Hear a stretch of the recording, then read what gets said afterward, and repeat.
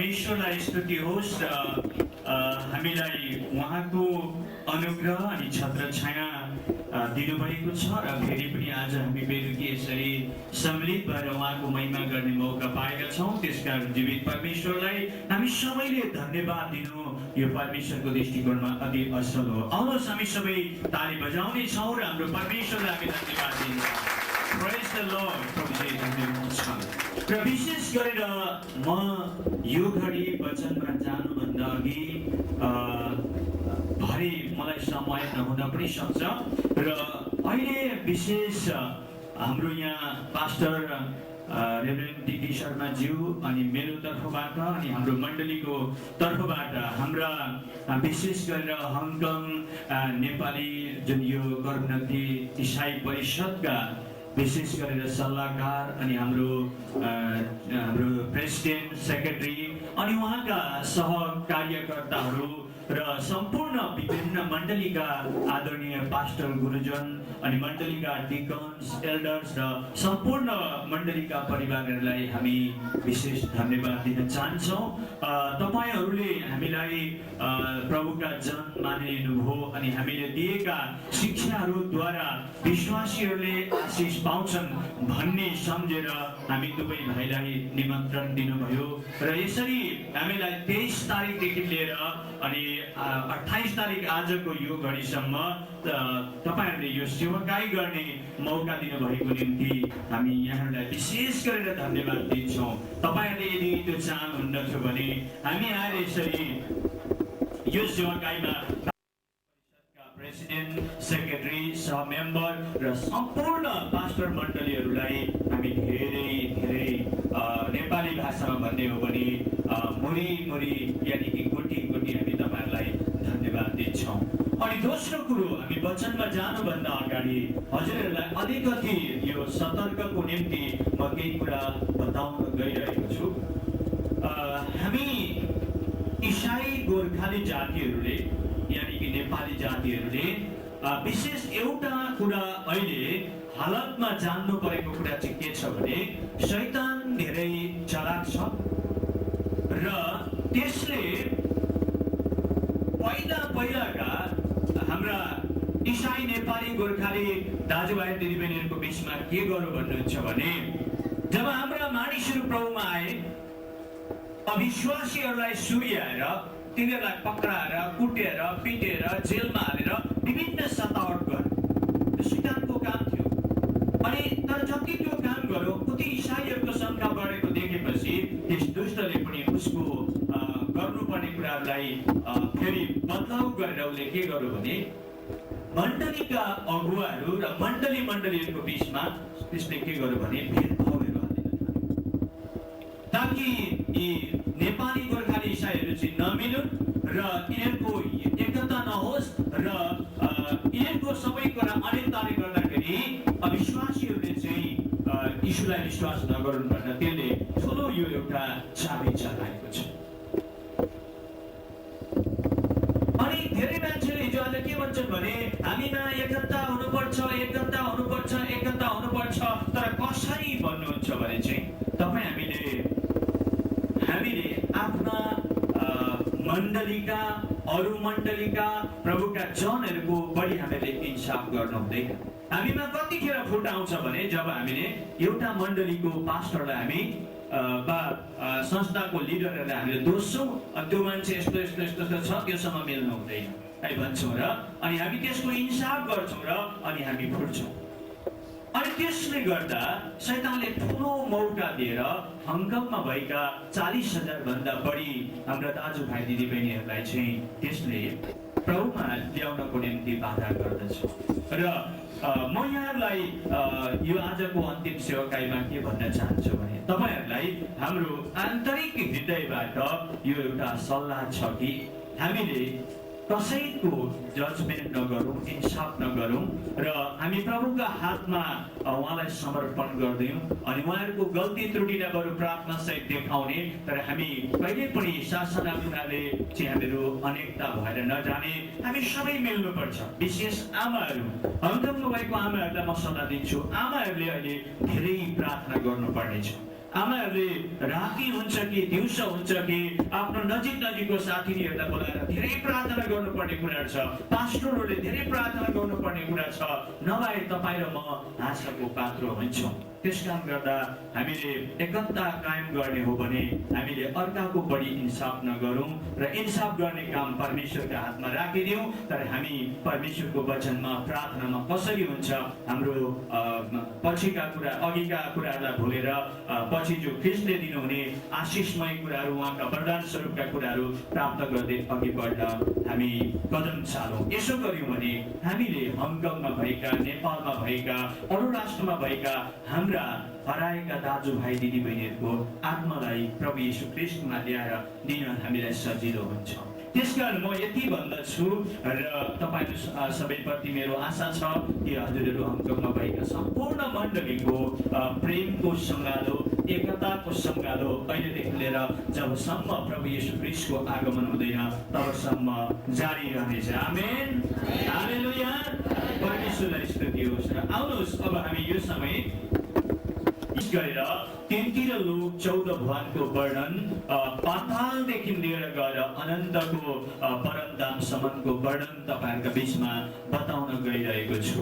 अनि यो चाहिँ किन बताउन गइरहेको छु भने चाहिँ हिजो आज जब तपाई हामी यो संसारमा भएका हरेक जाति र हरेक भाषाका मानिसहरूलाई हेर्छौं भने पातालदेखि लिएर गएर ती माथिका हरेक लोकदेखि अनि हरेक माथिका स्थानहरूसम्मका भगवानहरू, देवी देवताहरू र भूत प्रेतहरू र यी विभिन्न प्रकारका जल जन्तु, ग्रह जन्तु र हरेक किसिमका कुराहरूमाथि आस्था राखेर म मरे भने चाहिँ मेरो आत्मा त्यहाँ पुग्छ होला, त्यो लोकमा पुग्छ होला, त्यो लोकमा पुग्छ होला भन्ने आस्था राखेर दान, पुण्य, तीर्थ, व्रत इत्यादि कुरा गरिरहेका छन्। तर जब हामी पवित्र धर्मशास्त्रहरू हेर्छौँ भने चाहिँ ती सबै कुराहरू लोकहरू प्रलय भएर जान्छन्, तर एउटै धाम जो अनन्तसम्म रहिरहन्छ, जो चाहिँ परमेश्वर पिताले आफ्नो पुत्र प्रभु येशू ख्रिस्टको निम्ति तयार गरिराख्नु भएको छ। र यी कुराको रहस्यलाई बुझाउनको निम्ति म यो 3 लोक 14 भुवनको वर्णन हजुरहरूको बीचमा प्रस्तुत गर्न गइरहेको छु। र त्यहाँ जानुभन्दा अघि हामी एउटा परमेश्वरको वचनलाई पाठ गरेर हेर्नेछौँ। आउनुहोस् हामी एफिसीको पुस्तकलाई हेर्नेछौँ। एफिसीको पुस्तक 6 हामी 10 देखि लिएर हेर्दै जानेछौँ। अब अन्तमा प्रभुमा र उहाँका शक्तिको सामर्थ्यमा बलवान हौ, दियावंशको युक्तिहरूका विरुद्धमा खडा हुन सक्नलाई परमेश्वरका सारा हात हतियारहरू धारण गर, किनकि हामीहरूको युद्ध शरीर र रगतको विरुद्धमा होइन, तर प्रधानताहरूको विरुद्ध, शक्तिहरूको विरुद्ध अनि वर्तमान अन्धकारका सांसारिक शासकहरूको विरुद्ध र स्वर्गीय स्थानहरूमा भएका दुष्टैका आत्मिक सेनाहरूको विरुद्धमा हो। र यहाँ हामी यस खण्डमा के देख्छौँ भने परमेश्वरका जन पावलले के भन्छन् भने हाम्रो लडाई चाहिँ शरीर र रगतको सम्बन्धमा होइन। उनले के भन्छन् भने विशेष गरी उनले भन्न चाहेको कुरा चाहिँ के छ भने अन्धकारको शासक भनेको हामी सबैलाई थाहा छ, अन्धकारको मालिक चाहिँ शैतान हो। अनि त्यसले धेरै उसका शासकहरू पृथ्वीमा राखेको छ। अनि त्यसले हामी जान्यौँ कि यहाँ के लेखेको छ भने स्वर्गीय स्थानमा भएका दुष्टैका आत्मिकी सेनाहरूको विरुद्धमा हो भन्छ। अनि त्यसले संसारमा मात्रै होइन, पातालमा मात्रै होइन, तर स्वर्गीय स्थानहरूमा पनि धेरै त्यसका आत्मिकी सेनाहरू राखेको छ, जसले तपाईँ हामी सबैलाई प्रार्थनामा बाधा पुर्याउँछ, जसले तपाईँ हामीलाई परमेश्वरसँग सम्बन्ध राख्न बाधा पुर्याउँछ, जसले हामीलाई विभिन्न प्रकारका स्वर्गीय लोभहरू देखाएर अनन्तका पिता परमेश्वर अनि हाम्रा उद्धारकर्ता प्रभु येशू ख्रिस्ट कहाँ पुग्न हामीलाई रोक्दछ। यसको काम के छ? यी दुष्टैका स्वर्गीय स्थानमा भएका दुष्टैका आत्मिक सेनाहरूको भन्दा यो स्वर्ग हो है, यो स्वर्ग हो। हामी हौ तिमीलाई उद्धार दिने, मुक्ति दिने, हाम्रो पूजा गर्नुपर्छ, हाम्रो सेवा गर्नुपर्छ भनेर सम्पूर्ण मानिसलाई उनीहरूको बन्धनमा राखेर तिनीहरूले मानिस जातिलाई परमेश्वर कहाँ पुग्न दिएका छैन। त्यसकारणले गर्दा आज हामी हरेक मानिसले 3-14 भुवनको वर्णनलाई राम्रो प्रकारले हेर्नु परेको छ, सुन्नु परेको छ अनि बुझ्नु परेको छ। तर 3-14 भुवन जानेर बुझेर चाहिँ हामीले अन्तमा गएर चाहिँ त्यो सबैमा आस्था राख्दा हाम्रो अनन्तको मुक्ति रहेनछ। तर मुक्ति चाहिँ केवल ती सम्पूर्ण धर्मशास्त्रले माग गरेको एउटा व्यक्तिमा रहेछ भन्ने कुरा हामी जान्नको निम्ति र एकदमै स्पष्ट हुनको निम्ति अघि हाम्रो यहाँ मोहनज्यूले भने जस्तै हामीले स्पष्ट भएर हामीलाई परिआएको खण्डमा ती सम्पूर्ण कुरालाई हामीले मानिसको अगाडि बताइदिन सक्षम हुनको निम्ति हामीले यी कुरालाई जान्नुपर्छ। म तपाईँलाई के भन्छु भने आज मैले 3-14 भुवनको वर्णन हेरेर छिपी शर्मा कति जान्ने हुनुहुँदो रहेछ। यो भनेको चाहिँ यो मेरो बढाइ गरेको चाहिँ म चाहदिनँ। तर म के चाहन्छु भने यो वर्णन सुनेको पछि तपाईहरु सबैको श्रद्धा, भक्ति, विश्वास, दृढता, आस्था चाहिँ प्रभु येशू ख्रीष्टमा होस्। आमेन।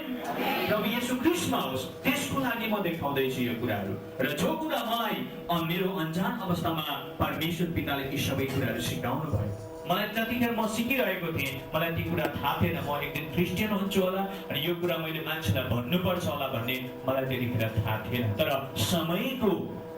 समयको अन्तरालमा मैले ती कुराहरू भन्नु पर्यो। मैले प्रचार गर्दै जाँदाखेरि, बाइबल पढ्दै हेर्दै जाँदाखेरि त अरे यो त यस्तो पो रहेछ भन्ने कुराहरू मैले बुझेँ। र आउनुहोस् अब हामी यो समय पृथ्वीदेखि उँधो पाताल लोकहरू अनि पातालदेखि माथि म यहाँ सानो प्रकारले बनाउँछु, तपाईहरुले बुझ्ने प्रयास गर्नु होला।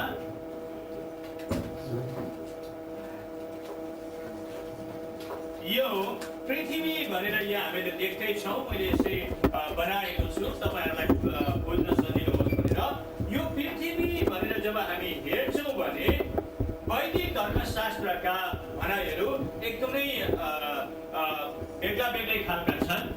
जब हामी अक्षरातीतको परिचय अनुसार हेर्छौँ भने यो पृथ्वी चाहिँ कसरी बन्यो भने आदिकालमा जब यो विश्व ब्रह्माण्ड केही पनि थिएन, एउटा अनन्तको धाम थियो अनि त्यहाँ चाहिँ पूर्ण परमात्मा परब्रह्म र अनि 12,000 आत्माहरू थिए अनि एउटा अक्षर ब्रह्म थियो भनेर अक्षरातीतको परिचयको वर्णन भन्ने पुस्तकले बताउँदछ। र ती 12,000 आत्मा र त्यो अक्षर ब्रह्मलाई त्यो पूर्ण परमात्मा परब्रह्मले चाहिँ के गर्थ्यो अरे भने दिनहुँ तिनीहरूलाई उसले कथा सुनाउँथ्यो अनि ती कथाहरूको श्रवण गरेर ती 12,000 आत्मा र त्यो अक्षर ब्रह्म चाहिँ एकदमै तृप्त भएर बस्दथे भनेर बताउँदछ। अनि एक दिन त्यो त्यो पूर्ण परमात्मा परब्रह्मले के गर्यो अरे भने ती 12,000 आत्माहरूलाई चाहिँ उसले यस असत जडले भरिएको पृथ्वीको बारेमा कथा सुनायो। एउटा यस्तो ब्रह्माण्ड हुनेछ, त्यहाँ जाति हुनेछ, विभिन्न भाषा हुनेछ, त्यहाँ लडाई हुनेछ, त्यहाँ झगडा हुनेछ, त्यहाँ मान्छे मर्नेछन्, जन्मिनेछन्, पुरुष हुनेछन्, स्त्री हुनेछन्, त्यहाँ बिमार हुन्छ इत्यादि कुराहरूले जो चाहिँ त्यो अनन्त धामको सुख शान्तिको विपरीतमा बताइएको कुराहरू हामी त्यहाँ पाउँछौँ। जब त्यो अनन्तको धामको विपरीत जुन कथा ती 12,000 आत्माले सुनेपछि चाहिँ उनीहरूले के गरे अरे भने एकदमै लगातार हामीलाई त्यो असत जड र पाप र मृत्युले भरिएको संसार देखाउनुहोस् भन्दा चाहिँ अनि त्यो पूर्ण परमात्मा परब्रह्मले चाहिँ त्यो अक्षर ब्रह्म भन्ने व्यक्तिलाई सुत्न लगाएर त्यसको सपनामा ती 12,000 आत्मालाई यो संसारमा पठाएपछि अनि ती 12,000 आत्माका साथसाथै त्यहाँ ती तल विश्व ब्रह्माण्डको रचना गर्यो र अनि ती 12,000 आत्मा चाहिँ असत जडले भरिएका पृथ्वीमा अहिले उनीहरू चाहिँ अहिले एकदमै भासिरहेका छन् भन्ने कुराहरू हामी अक्षरातीतको वर्णन भन्ने पुस्तकमा हामी पाउँछौँ। अनि हामी त्यसै गरेर स्कन्द पुराणको 11 खण्डको माघमात्म्य भन्ने पुस्तकलाई हेर्छौँ भने यो पृथ्वी चाहिँ मधु र कैटभ भन्ने दानवको शरीरबाट भएको हो भनेर भन्छन्। ती मधु र कैटभ दानवको हामीले स्वस्थानीको व्रत कथामा पनि भेट्छौँ र आदिमा विष्णुका कानबाट मधुर कैटो भन्ने दानव निस्के अनि तिनीहरूले ब्रह्मालाई त्यो कमलको फुलबाट झार्न खोज्दा ब्रह्माले विष्णुलाई जगाए अनि युद्ध भयो। युद्ध हुँदा ती दानवका हड्डीहरूबाट ढुङ्गा भए, मासुबाट माटो भयो, बोसोबाट समुद्र भयो, इत्यादि कुराहरू भन्दै भन्दै पृथ्वीको रचना भयो भनेर भन्दछ। तर हामी जब बाइबलमा उत्पत्तिको पुस्तक 1:2 पदमा हेर्छौँ भने आदिमा परमेश्वरले होइन, एक पद पनि हेऱ्यो भने पनि आदिमा परमेश्वरले आकाश अनि पृथ्वी सृष्टि गर्नुभयो, यानि कि उहाँको वचनद्वारा यी सबै कुरा उहाँले सृष्टि गर्नुभयो भनेर हामीहरू देख्दछौँ। अब तपाईँले र मैले यो पृथ्वीलाई चाहिँ के बुझ्छौँ भने यो पृथ्वी एउटा यस्तो ठाउँ हो, यो पृथ्वीमा धेरै धर्मी विचार भएका मान्छे पनि पाउँछौँ है। यो पृथ्वीमा यो पापमय संसारलाई जितेर अनन्तको धाममा अनन्तसम्म परमेश्वरसँग मिलन भएर मुक्ति प्राप्त गरेर जाने मान्छेहरू पनि यो पृथ्वीमा पाउँछौँ। अनि यो पृथ्वीमा अधोगति भएर प्रचण्ड नरकमा जाने मान्छे पनि पाउँछौँ। अनि यो पृथ्वीमा हामी एकदमै राम्रा असल कर्म गर्ने मान्छे पनि पाउँछौँ र आतंकवादी र दुष्टहरू पनि यो पृथ्वीमा हामी पाउँछौँ। यो पृथ्वीलाई साँच्चै तपाईले कहिलेकाहीँ यो पृथ्वीलाई यसो सुतेका बेलामा सम्झिनुहोस्, यो पृथ्वी विचित्रको छ है, विचित्रको छ। यहाँ जस्तै कुरा पनि छैन। यो पृथ्वीमा दृढ भयो भने, प्रभु येशूलाई विश्वास गर्यो भने त्यो अनन्तको परमेश्वर पिताको वासस्थानमा पनि जान सक्छ। ओके, यो पृथ्वी एउटा त्यस्तो ठाउँ हो अनि जहाँ चाहिँ अहिले तपाईँ हामी र विभिन्न जाति र विभिन्न भाषाका मानिसहरूले बसोबास गर्दछ। अनि यो पृथ्वी एकदमै शीघ्र गतिले एकदमै परमेश्वरको विरुद्धमा भएका मानिसहरू विभिन्न प्रकारको आतंक, लडाई झगडामा एकदमै दौडिरहेको छ।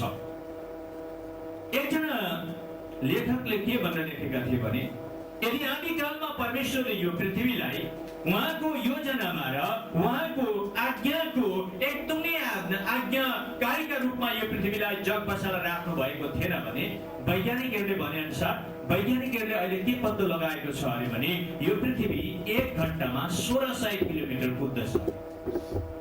अब यहाँ 1 घण्टामा 80 किलोमिटर गाडी कुद्यो भने तपाईँ र मलाई खिड्कीबाट सास रोकेर होइन 100 किलोमिटर गाडी कुद्यो भने सासमा रोकिएला जस्तो हुन्छ। ओके, गाडीको ब्यालेन्स खतम हुन्छ। अनि अब 200 किलोमिटर कुद्दा घण्टामा झन् साह्रो 500 गर्दा गर्दै 1600 किलोमिटर कुद्दा त कस्तो वेग हो। ओके, तर यो पृथ्वी वैज्ञानिकले भनिरहेको छ 1 घण्टामा 1600 किलोमिटर पुग्छ। तर 1600 किलोमिटरको वेगमा साँच्चै परमेश्वरले व्यवस्थित राख्नु भएको थियो नि त मान्छेहरू र पृथ्वीमा भएको कुरा त झट्टारिँदै आकाशतिर उड्नु पर्ने थियो। त्यति साह्रो वेग हुन्थ्यो। तर पनि यो पृथ्वीलाई परमेश्वरले यति राम्रो प्रकारले राख्नु भएको छ।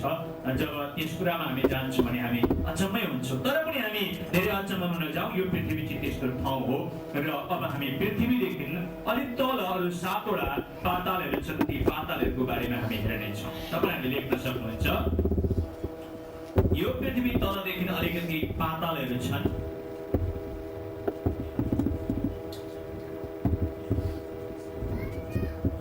सात पातालहरू तपाईँहरूले यहाँ लेख्न सक्नुहुन्छ।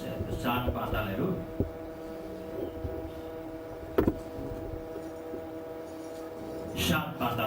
र अब यी 7 पातालको वर्णन चाहिँ कसरी छ भन्नुहुन्छ भने पहिलो पातालको नाम तपाईँ त्यहाँ लेख्न सक्नुहुन्छ।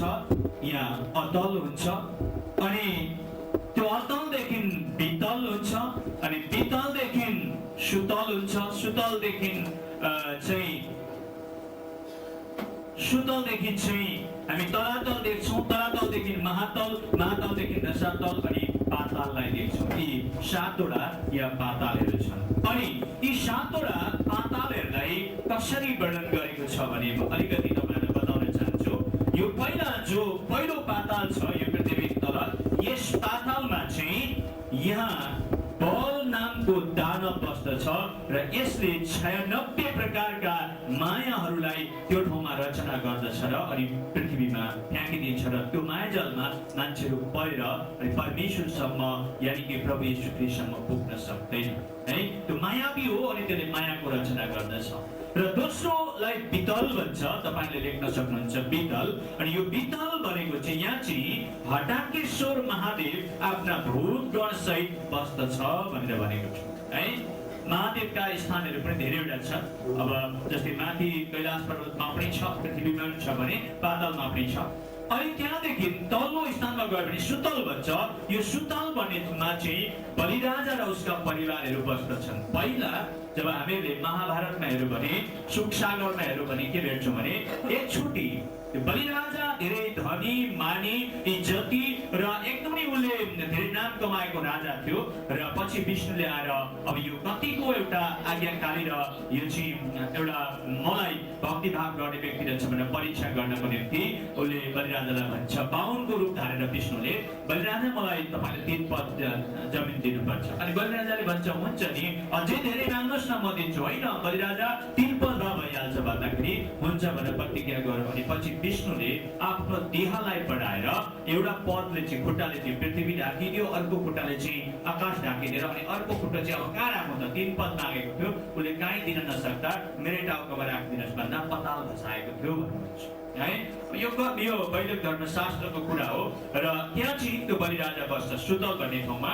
अनि त्यहाँदेखि तलतिर चाहिँ 4 नम्बरमा तलातल छ। यहाँ पनि मय नामको दानव श्रेष्ठ हो। यहाँ मायावीहरूका परम गुरु भएर त्यो मय दानव चाहिँ रहन्छ। अनि त्यहाँदेखि तलतिर चाहिँ हामी जब गयो भने महाताल देख्छौँ। यहाँ चाहिँ क्रतु र बडा बडा सर्पहरूले बास गरेको हुन्छ। अनि त्योदेखि तलतिर 6औँमा चाहिँ यहाँ मणि नामको दैत्य रहन्छ। र अनि 7मा चाहिँ पाताल, यहाँ चाहिँ शङ्खकुली अनन्त सर्पहरू बस्दछन्। र यो पातालको वर्णन चाहिँ कहाँ कुन किताबमा छ भने वैदिक धर्मशास्त्रमा एउटा आत्मसोपन भन्ने उपनिषद छ। त्यो आत्मसोपन भन्ने उपनिषदमा लेखिएको वर्णनहरू हामी पाउँछौँ। र अब तपाईँले र मैले अहिले यसो छोटकरीमा पृथ्वीदेखि 7 पातालका कुराहरू हेरेका छौँ।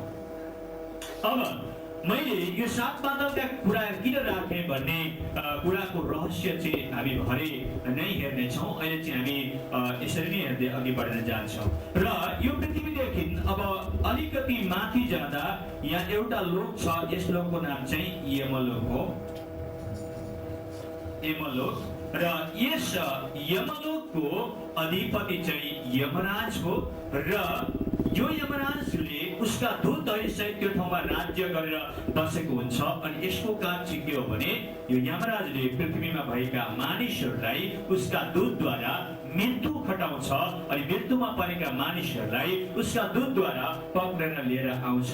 र अनि यो यमराजले इन्साफको काम गर्नको निम्ति चित्रगुप्त र धर्मराजलाई दिन्छ। इन्द्र, चित्रगुप्त, धर्मराज र यमराज भएर इन्साफ गर्छन् र कसलाई कतै पठाउनु पर्ने हो भन्ने निर्णय गर्छन्। र अनि यहाँ तलका जति पनि मानिसहरू मर्छन्, यो यमराजले तिनीहरूको आत्माको तय गर्दछ। र यो चाहिँ यमराज हो।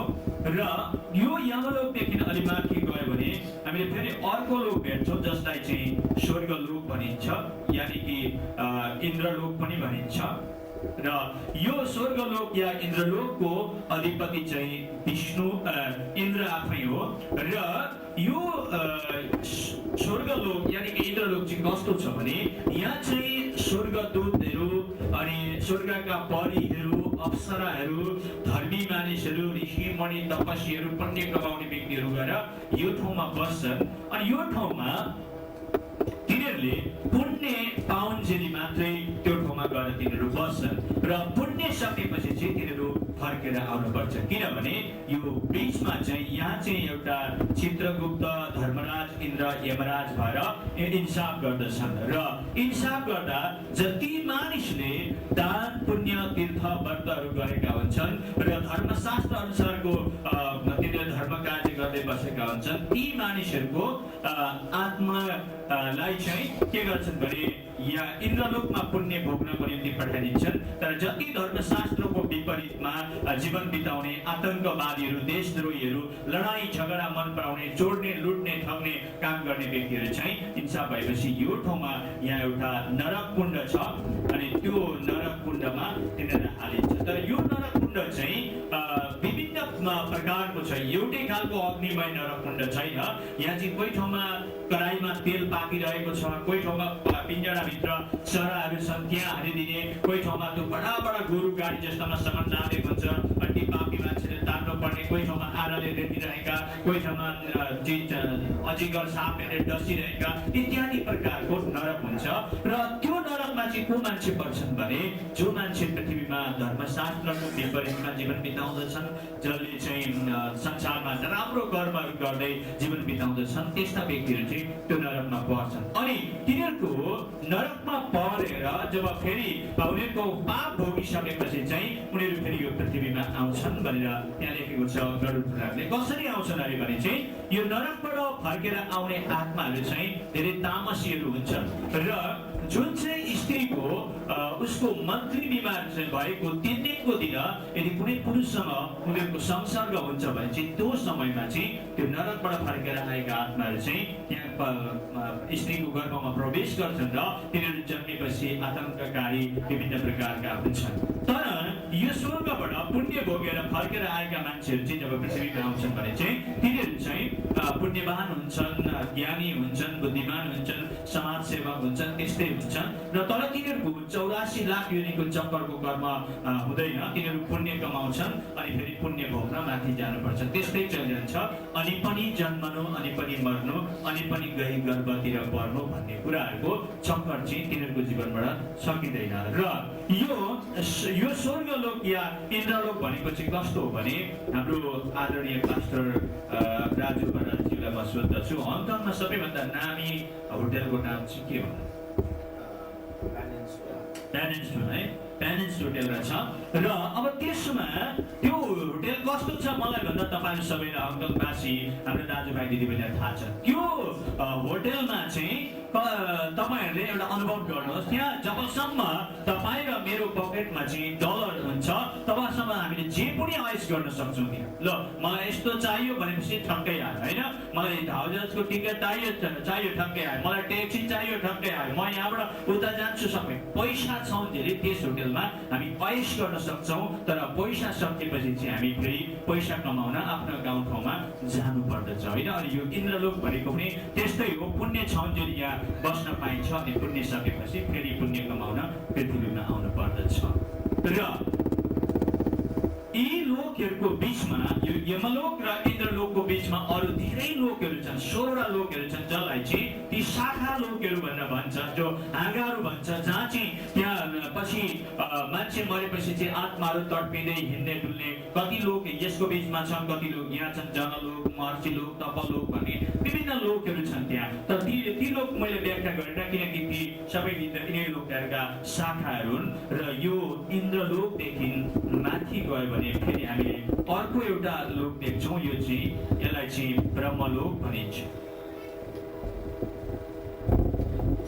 ब्रह्मलोक यस ब्रह्मलोकको अधिपति चाहिँ चतुर्मुखी ब्रह्मा र यहाँ चाहिँ बढी ब्राह्मणहरू अनि ऋषि मुनिहरू वेद पाठ पढ्ने मानिसहरू चाहिँ यो ठाउँमा गएर बस्न पाउँदछन्। अनि यो ब्रह्मलोक चाहिँ विशेष ब्राह्मणहरूको निम्ति यो लोक चाहिँ तयार गरिएको र जसले यो पृथ्वीमा चाहिँ वेद पाठ गर्दछन् र वैदिक धर्मशास्त्र अनुसारको जीवन बिताउँदछन् भने ती व्यक्तिहरू चाहिँ यो ब्रह्मलोकमा गएर बस्दछन्। तर यो ब्रह्मलोक पनि सधैँ बसिरहने ठाउँ होइन, यो पनि एक दिन प्रलय भएर जान्छ।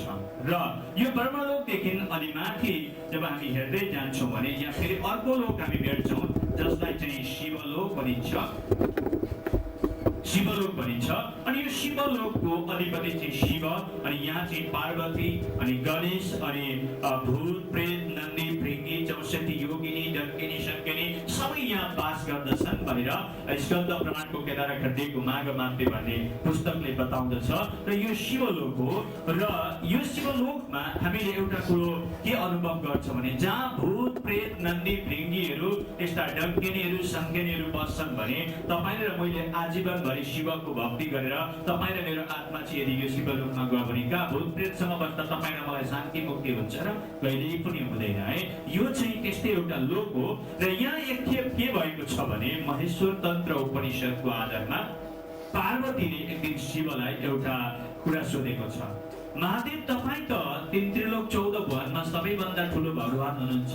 विष्णु पनि तपाईका कुरा मान्नुहुन्छ, चतुर्मुखी ब्रह्मा पनि तपाईका कुरा मान्नुहुन्छ, अनि तलका अरु 33 कोटी देवदेवताहरू सबै तपाईका अधीनमा छन् है। तपाईलाई एकादश रुद्र पनि भनिन्छ।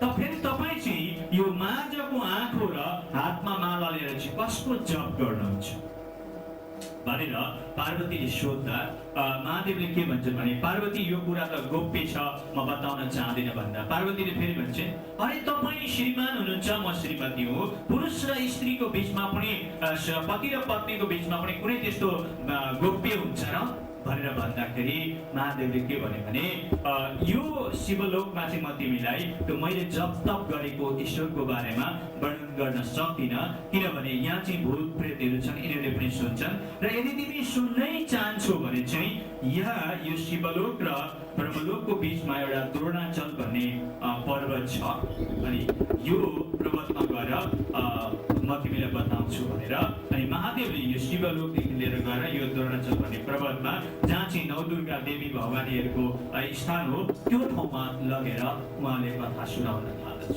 अनि कथा सुनाउँदै जाँदा त्यहाँ के हुन्छ भने पार्वतीले चाहिँ हो हो भनिरहेको हुन्छ, तर अन्तमा पार्वती चाहिँ शिवको काखमा हिँडाइरहेको हुन्छ, तर पनि त्यो महादेव चाहिँ आँखा चिम्लेर कथा सुनाउँदा हो हजुर भनेर भन्ने आवाज चाहिँ आइरहेको हुन्छ। अनि पछि उसले कथा भनिसकेपछि आँखा उगाएर हेर्दा त पार्वती त मस्त हिँडाइरहेकै छ। अहिले पनि त कसले हो भन्यो भन्दा त यसो हेर्दाखेरि माथि रुखका टोड्कामा दुईटा सुगाका बच्चाले सुनेको रहेछ र यो त अनर्थ भयो भनेर अनि पार्वतीलाई त्यही गुफामा छोडेर महादेवले ती सुगाका बच्चालाई खेद्दै जाँदा एउटालाई चाहिँ बाटामा पक्रेर मारे, त्यो चाहिँ सुखदेव भयो। अनि एउटा चाहिँ गएर ऋषि पत्नीका मुखमा बसेर गर्भमा गएर बस्यो, अनि पछि महादेवले निकालेर त्यो चाहिँ परीक्षित भयो।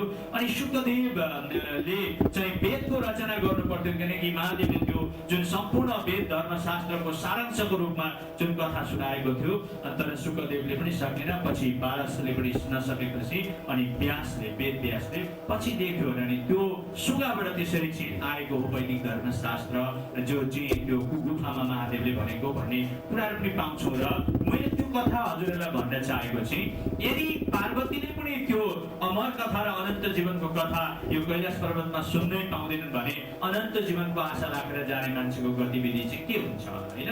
र त्यही हो यो पनि अनन्तको धाम होइन, यो पनि एकचोटि एक समयमा नाश भएर जान्छ भन्ने कुरा हामी बुझ्छौँ।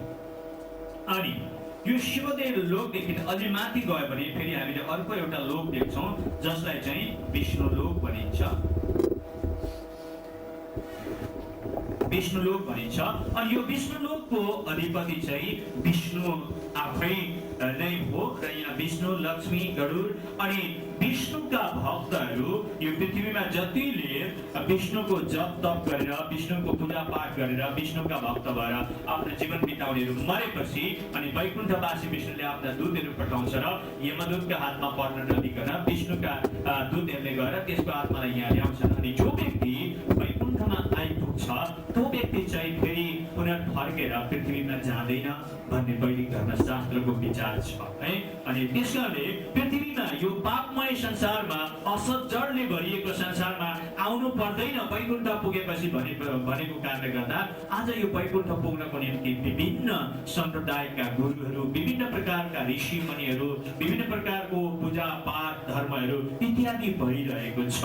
तर जब हामी यस वैकुण्ठको बारेमा हेर्छौँ भने र वैकुण्ठलाई वैदिक धर्मशास्त्र अनुसार हामी अनुसन्धान गर्दै र वेद विज्ञानको आधारमा हेर्छौँ भने चाहिँ प्रलय चार किसिमका हुन्छन्। एउटा नित्य प्रलय, अर्को नैमित्य प्रलय, अनि एउटा प्रकृति प्रलय र अनि एउटा चाहिँ महाप्रलय। र त्यो चाहिँ जब नैमित्तिक प्रलय हुन्छ तब सात पाताल अनि भूलोक, भूवर्लोक र स्वर्गादि लोकदेखि लिएर गएर अनि माथि जब यो महाप्रलय आउँछ यी सबै नै नाश भएर जान्छ।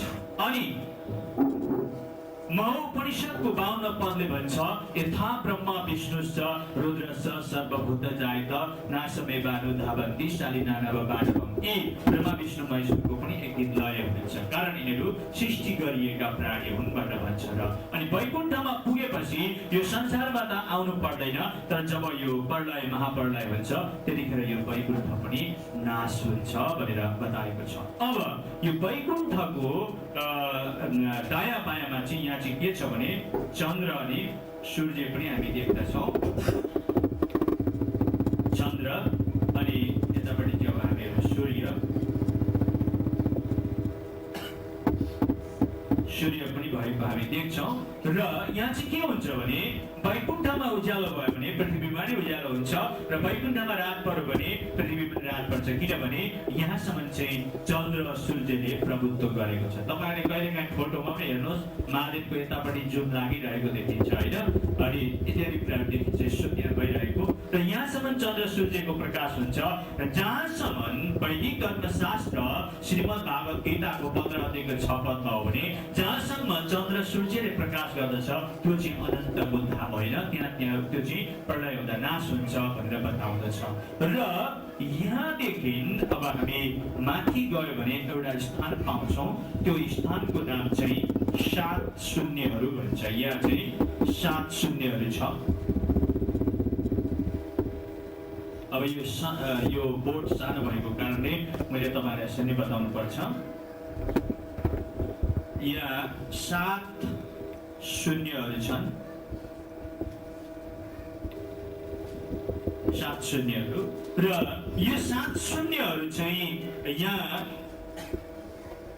रहनुको कारण चाहिँ के छ भने यो चन्द्र सूर्यको प्रकाश चाहिँ यो वैकुण्ठ लोकदेखि पृथ्वी लोकसम्म राम्रो प्रकारले चाहिँ आओस्। र यो 7वटा शून्य चाहिँ एउटा टर्च लाइटको बल्बको पछाडि जो बाटी हुन्छ, अनि त्यो बाटीले चाहिँ के गर्छ भने त्यो टर्च लाइटको बल्बलाई चाहिँ एकदमै त्यसले केन्द्रित गर्छ र त्यो बल्बको फोकसलाई चाहिँ पर फ्याँकिदिएर अरू टाढा टाढा पनि उज्यालो बनाइदिन्छ। त्यस्तै एउटा बाटीको स्वरूपमा यो वेद विज्ञानले भन्छ कि 7 शून्य यहाँ राखेको छ, र यी 7 शून्यको त्यो पुरा त्यो शक्तिले चाहिँ चन्द्र सूर्यको प्रकाशलाई उभो जान दिँदैन, तर उनीहरू चाहिँ प्रकाशमान भइरहन्छ भन्छ। र यी 7वटा शून्य यानि कि 7 आकाशहरू चाहिँ कस्ता कस्ता छन् भनेर तपाईँले अब वर्णन चाहनुहुन्छ होला, कसैले सोधि पनि हाल्दा तपाईँहरूलाई 7 शून्य भन्दा चाहिँ पहिलो आकाशको नाम निलो आकाश, दोस्रो हरियो आकाश, अनि तेस्रो चाहिँ पहिलो आकाश, अनि चौथो चाहिँ रातो आकाश, पाँचौँ चाहिँ कालो आकाश, छैटौँ चाहिँ सुन्तले रङको आकाश, अनि सातौँ चाहिँ बैगुनी रङको आकाश। यी 7वटा कलरले भरिपूर्ण भएको यो आकाश छन्, र यी 7वटा आकाशहरू छन्। अनि यो 7वटा आकाश चाहिँ हजारौँ किलोमिटरको अन्तरमा रहेका छन्। एउटा आकाशलाई जस्तै निलो आकाशलाई छिचोलेर पहिलो आकाशमा पुग्दाखेरि हजारौँ किलोमिटर चाहिँ निलो आकाश छ, अनि हजारौँ किलोमिटर चाहिँ पहिलो आकाश हुँदै हुँदै हजारौँ हजार किलोमिटरलाई छिचोल्दै जानु पर्छ। ल अब हामीले के देख्यौँ भने 1 2 3 4 5 भुवन र पहिलो लोकलाई हामीले हेर्यौँ। ल अनि पहिलो लोकमा हेर्यौँ। अब हामीले 3 लोक 14 भुवनको पाताल सहितको वर्णनलाई हेर्दाखेरि अब हामीले 5वटा भुवन र अनि पहिलो लोकलाई हामीले यहाँ सर्वेक्षण गरिसकेका छौँ। ल अब यसको अघि जब हामी जान्छौँ भने यो 7 शून्यदेखि माथि जब हामी हेर्छौँ भने यहाँनिर एउटा स्थान छ जसलाई चाहिँ आद्यकरण भनिन्छ। आद्यकरणको स्थानमा चाहिँ नारायण भगवान बस्दछ भनेर वैदिक धर्मशास्त्रको विचार छ। तर यो आद्यकरण भन्ने ठाउँमा उज्यालो छैन, यो अन्धकार छ।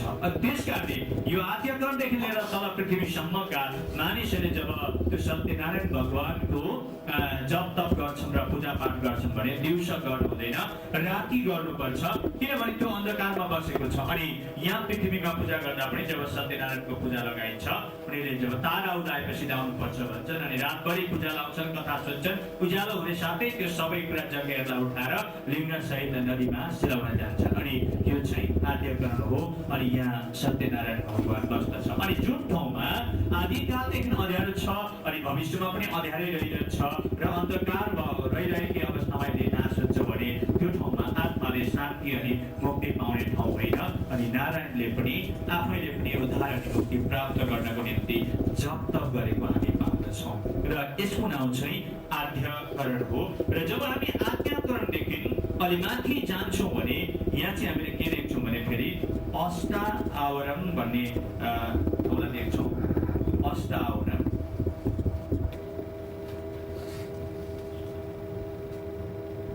अष्टावरण र यो अष्टावरण भनेको चाहिँ 8वटा कभरिङहरू छ, यानि कि आवरणहरू छ। र यो अष्टावरणलाई चाहिँ कसरी व्याख्या गरेको छ भने चाहिँ पहिलो आवरण चाहिँ पृथ्वीको आवरण, त्यसको पछाडि जलको आवरण, अनि अग्निको आवरण, अनि पवनको आवरण, अनि आकाशको आवरण, अनि मन रूप तामस अहङ्कारको आवरण, अनि बुद्धि रूप राजस अहङ्कारको आवरण, अनि चित्त रूप सात्विकी अहङ्कारको आवरण भनेर यी 8वटा आवरणहरू छन्। अनि यहाँदेखि उता जति पनि कुराहरू छ, आकाश छ, पृथ्वी छ, विभिन्न प्रकारको वायु, तेज, अग्नि, जल, यी जति पनि कुराहरू छ, हामीहरूको भावना, चिन्ता, फिक्री जे पनि छ, यी सबै कुरालाई चाहिँ यी अष्टावरणले चाहिँ कभरिङ गरेर राखेको छ भनेर यसरी अक्षरातीतको परिचय भन्ने पुस्तकले बताउँदछ। र अब यो आवरणको बारेमा अलिकति एउटा व्याख्या छ। कस्तो व्याख्या छ भन्नुहुन्छ भने एक समयमा यो पृथ्वीलाई भूको भार अधिक भएको कारणले गर्दाखेरि पृथ्वीको बोझ उसले थाम्न नसकेर उसले चाहिँ के गरिहाल्यो भने गाईको शरीर, मयूरको पखेटा अनि एउटी स्त्रीको अनुहार जस्तो रूप लिएर अनि ऊ चाहिँ वैकुण्ठमा उडेर गई। अनि उडेर जाँदा जब ऊ यहाँ वैकुण्ठ यानि कि विष्णु लोकमा आई अनि उसले भने विष्णु म त पृथ्वीको भूको भार हरण गर्न नसकेर चाहिँ म एकदमै दुखित भएर तपाईसँग आएकी आपत्ति गर्न अब मेरो पृथ्वीको भूको भार हरण गर्नुपर्छ भन्दा विष्णुले के भन्छ भने ठिकै छ पृथ्वी तिमी आयौ, फर्केर जाऊ, म माथि पूर्ण परमात्मा पारब्रह्मसँग प्रार्थना गरेर हेर्छु र अनि हामी उहाँ गएर सोधी खोजी गर्छौँ कि कसरी पृथ्वीको भूको भार हरण गर्ने, अनि पछि उहाँबाट जे जवाब आउँछ त्यही कुरा म तपाईँलाई बताउने छु, तिमीलाई बताउने छु भन्दा अनि विष्णु फर्केर आई, लक्ष्मी फर्केर आई। अनि विष्णुले शिव ब्रह्मा 33 कोटी देव देवतालाई लिएर अनि यहाँदेखिबाट यो अष्टावरणदेखि माथि एउटा गोलक धाम भन्ने ठाउँमा गोलकी भगवानलाई भेट्न जाँदाखेरि यहाँ के घटना घटेको छ भने सबै देवताहरूले आफ्ना आफ्ना वाहनहरू लिएर गएका थिए। अनि जाँदाखेरि जब 5औं आवरणसम्म पुगे अनि देवताहरूको गतिहरू सबै बन्द भयो है, उनीहरू त्यो अन्धकारलाई छिचेलेर जानै नसक्ने भए र देवताहरूले आपत्ति गर्दा अनि विष्णुले गरुडलाई भन्यो, लु गरुड अब के उपाय गर्नुपर्छ भन्दा अनि गरुडले आफ्नो शरीरलाई एउटा पहाड जस्तो बनाएर अनि आफ्ना प्वाखभित्र ती सबै शिव ब्रह्मा 33 कोटी देव देवतालाई लुकाएर अनि ऊ अघि बढिरहेको थियो। अनि जब उसले 6औं आवरणलाई क्रस गरेर जब गयो अनि उसको पनि गति रोकिन थाल्यो, कारण यति साह्रो अँध्यारो थियो अरे। अनि गरुडले भन्यो, विष्णु म त अब कहाँ गएर ठोकिने हो, म केही देख्दिनँ, मेरो गति पनि बन्द हुन थाल्यो, अब के गरौँ भन्दा अनि विष्णुले आफ्ना हातमा भएको सुदर्शन चक्रलाई कोटी सूर्यको तेज बनाएर अनि उसले उसको गरुडको अगाडि पठाउँदाखेरि त्यो यति साह्रो यहाँ अन्धकार रहेछ कि त्यो कोटी सूर्यको तेज भएको सुदर्शन चक्र त जुनकिरीको बत्ती जस्तो दीप भयो। कति ठुलो एउटा अन्धकार होला। र यो वर्णन जब मैले वैदिक धर्मशास्त्रमा पाउँदा म धेरै विचलित भएको थिएँ, कस्तो खालको अँध्यारो होला है, यो कसरी यहाँ रह्यो होला इत्यादि कुरो थियो। तर मैले पछि उत्तर पाएको छु, म भरे तपाईँलाई सेयर गर्नेछु। र त्यस्तो हालतमा तिनीहरू त्यहाँ त्यो अष्टावरणलाई क्रस गरेर जानु परेको थियो। र पछि त्यहाँ के भयो म फेरि पछि बताउने छु। र यो अष्टावरणदेखि अलि माथि गएपछि हामीले यहाँ के देख्छौँ भने अर्को एउटा धामलाई देख्छौँ जसलाई चाहिँ गोलक धाम भनिन्छ।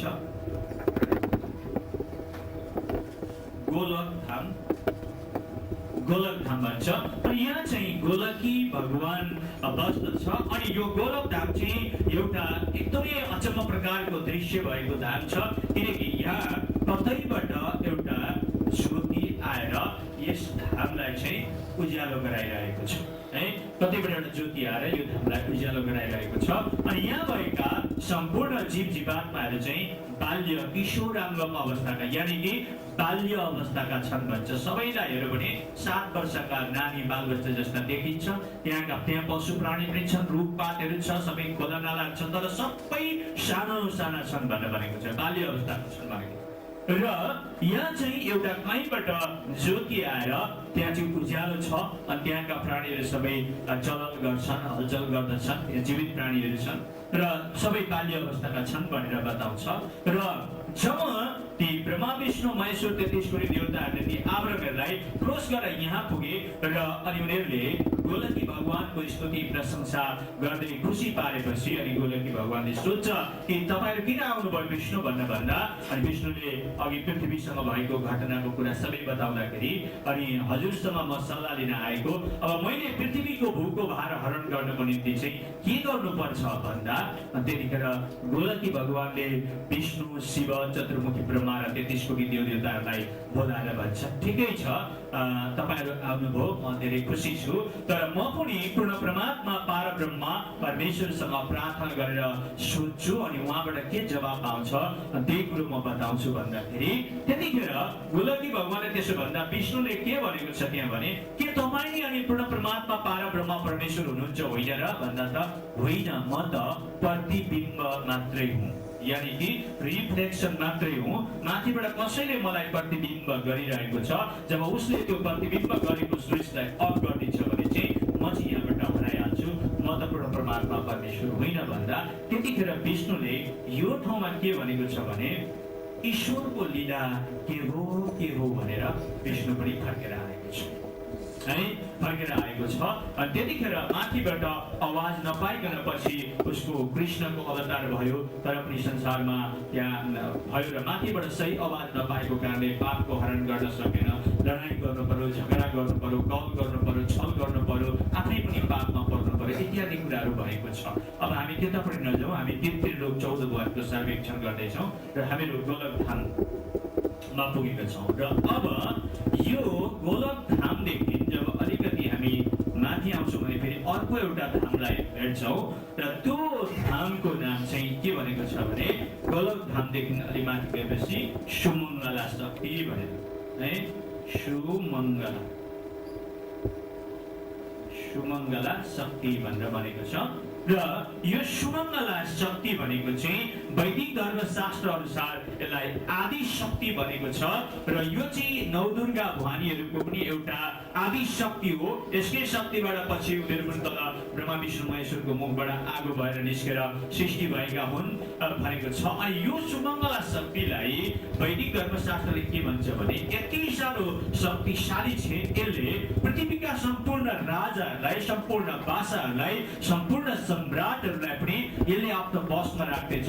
अनि यसले जब यी तलका ब्रह्माण्डहरूलाई यसरी चेप्छ भने तोरीका दाना तुल्य हुन्छ। एउटा मान्छेले होइन, हामीले तोरीका दानालाई यसो चेप्यो भने 15-20 वटा तोरी दाना चेप्छौँ होइन, यसले पनि यहाँदेखि तलका यी सम्पूर्ण चिजलाई यसरी चेपेर राख्छ। भन्नुको अर्थ त्यसका बसमा पारेर राख्छ है। त्यस कारणले गर्दा कति ठाउँमा ऋषि मुनिहरूले मायामय संसार, मायावी संसार पनि भनेको छ है।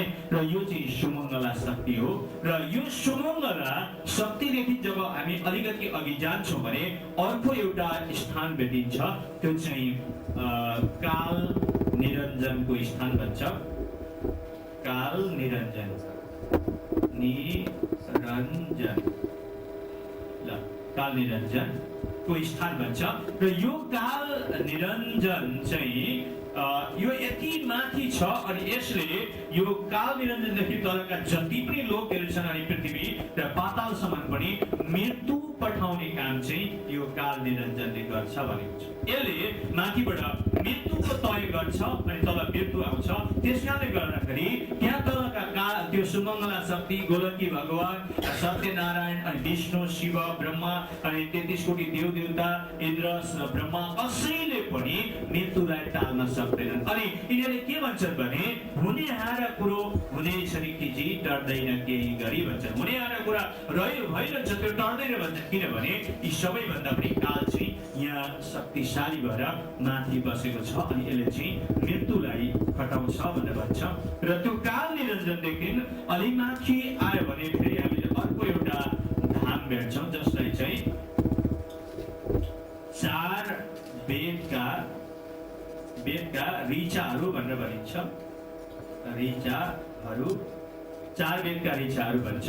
र यो पृथ्वीमा वेद चाहिँ अब पुस्तक ग्रन्थमा छ भने जब त्यहाँ माथि त्यो चार वेदको स्थानमा पुगिन्छ भने चाहिँ, ऋचाहरूको स्थानमा पुगिन्छ भने चाहिँ यहाँ चाहिँ साकार स्वरूपमा छन्। तिनीहरू मान्छे जस्ता छन् र तिनीहरू चाहिँ एकदमै प्रभावकारी छन्। र अनि त्यहाँ त्यो धर्मशास्त्रले अक्षरातीतको परिचयले के वर्णन गरेको छ भने यी चार वेदका ऋचाहरू चाहिँ यहाँ तल वेदज्ञहरूको निम्ति इन्साफकर्ताहरू भएर यहाँ बसेका छन्। र यो पृथ्वीमा जसले वेदलाई उल्टा पुल्टा गर्दछ र वेदको वास्ता गर्दैन भनेदेखि चाहिँ ती ऋचाहरू चाहिँ माथिबाट आउँछन् र यहाँ यो ठाउँमा आएर चाहिँ धर्मराजलाई, इन्द्रराजलाई, यमराज भएर, चित्रगुप्त भएर इन्साफ गर्दा यी वेदका ऋचाहरू पनि आएर इन्साफ गर्छन्। र जसले वेदलाई विपरीत गर्दछ तिनीहरूलाई चाहिँ एकदमै ठुलो ताडना र दण्ड दिन्छन् भनेको छ। त्यहाँ एउटा श्लोकमा के लेखेको छ भने ब्राह्मण भइकन वेद नपढ्नु अथवा व्यापारको काम लिनु, सन्ध्यालोपको जात ल्याउनु भयो, फेरि नीच सेवी हुनु, यस्ता काम गरेर ब्राह्मणहरू कुलभ्रष्ट नै गर्दछन् भन्छ। र त्यस्तो गर्ने व्यक्तिहरूलाई चाहिँ यी चार वेदका ऋचाहरूले चाहिँ एकदमै आएर बहुतै ठुलो इन्साफ गरेर दण्ड दिन्छन् भनेको छ। र यो चाहिँ चार वेदको ऋचाको स्थान हो।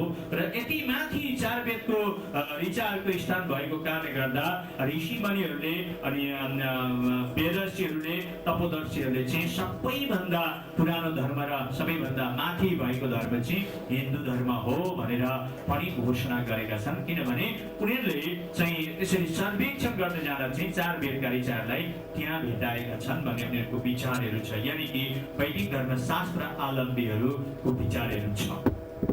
र त्यसदेखि जब हामी माथि जान्छौँ भने यहाँ एउटा स्थान छ,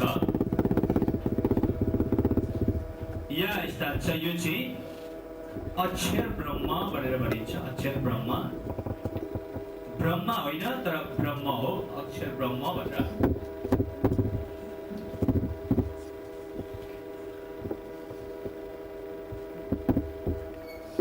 अक्षर ब्रह्म। र यहाँ चाहिँ एउटा पुरुष आदिकालदेखि सुतिरहेको छ अनि यो अक्षर ब्रह्मले चाहिँ सपना देखिरहेको छ। र त्यो त्यसले देखेको सपना चाहिँ यो अक्षर ब्रह्मदेखि तलका यी सबै चाहिँ त्यो चाहिँ सपनामय जगत हो भनेर वैदिक धर्मशास्त्र अक्षरातीतको परिचयले घोषणा गरेको छ। अब हामीले के हेर्यौँ भने पहिलो लोक र अनि 5वटा भुवन हेर्यौँ भने अब हामीले दोस्रो लोकलाई पनि हेरिसकेका छौँ। दोस्रो लोकलाई अनि 5, 6, 7, 8, 9, 10, 11, 12, 13वटा भुवनलाई पनि हेरेका छौँ है। दोस्रो लोक अनि 13वटा भुवनहरूलाई हामीले हेरिसकेका छौँ। र अब यो अक्षर ब्रह्मदेखि माथि गइसकेपछि एउटा धाम छ,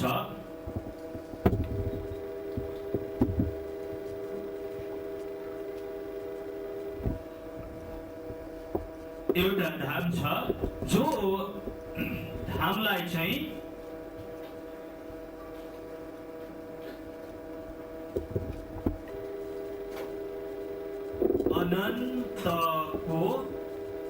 अनन्तको परम धाम या ज्योतिर्मय धाम पनि भनेको छ, वा ज्योतिर्मय धाम।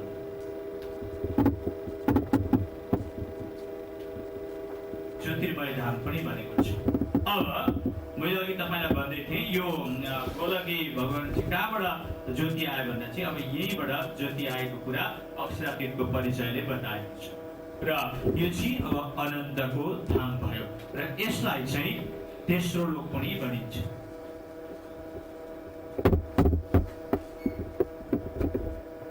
तेस्रो लोक भनिन्छ। र अब हामीले यहाँ के देख्यौँ भने 7 पाताललाई पनि देख्यौँ अनि पहिलो लोकलाई पनि देख्यौँ अनि 14 लोकलाई 14वटा वन र दोस्रो अनि तेस्रो लोकलाई पनि देख्यौँ। र अब यो अक्षर ब्रह्म चाहिँ किन सुत्यो भन्दा त मैले अघि तपाईँलाई बताएकै थिएँ होइन। जब यो अक्षर ब्रह्मको स्थानदेखि तल केही पनि ब्रह्माण्डहरू यिनी आकाशहरू केही पनि नहुँदाखेरि यो ठाउँमा चाहिँ वैदिक धर्मशास्त्र अनुसार चाहिँ यो ठाउँमा चाहिँ त्यो पूर्णपात परमात्मा परब्रह्म बस्दथ्यो त्यो चाहिँ। अनि यहाँ चाहिँ यी 12,000 आत्माहरू चाहिँ उसको कथा श्रवण गर्दै यी 12,000 आत्माहरू चाहिँ बस्दथे। जब उसले त्यो अघि मैले व्याख्या गरे अनुसार यो मध्यमय मण्डल यानि कि असत जडले भरिएको यो ब्रह्माण्डको बारेमा सुनाउँदाखेरि चाहिँ यी आत्माले एकदमै हेर्न चाहँदाखेरि चाहिँ त्यतिखेर यो अक्षर ब्रह्म चाहिँ यहाँनिर आदि शरीर चाहिँ माथि अनि आदि शरीर चाहिँ तल भएर यहाँ बसेको थियो।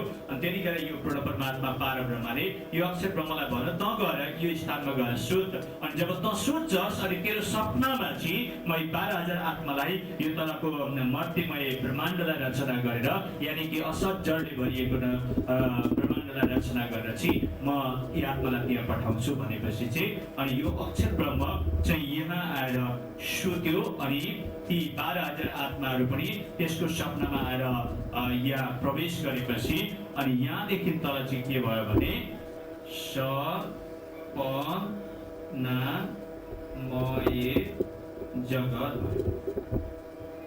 जगत भयो अनि सपनामय जगत भयो यहाँ देख्नु हुँदो जीवन।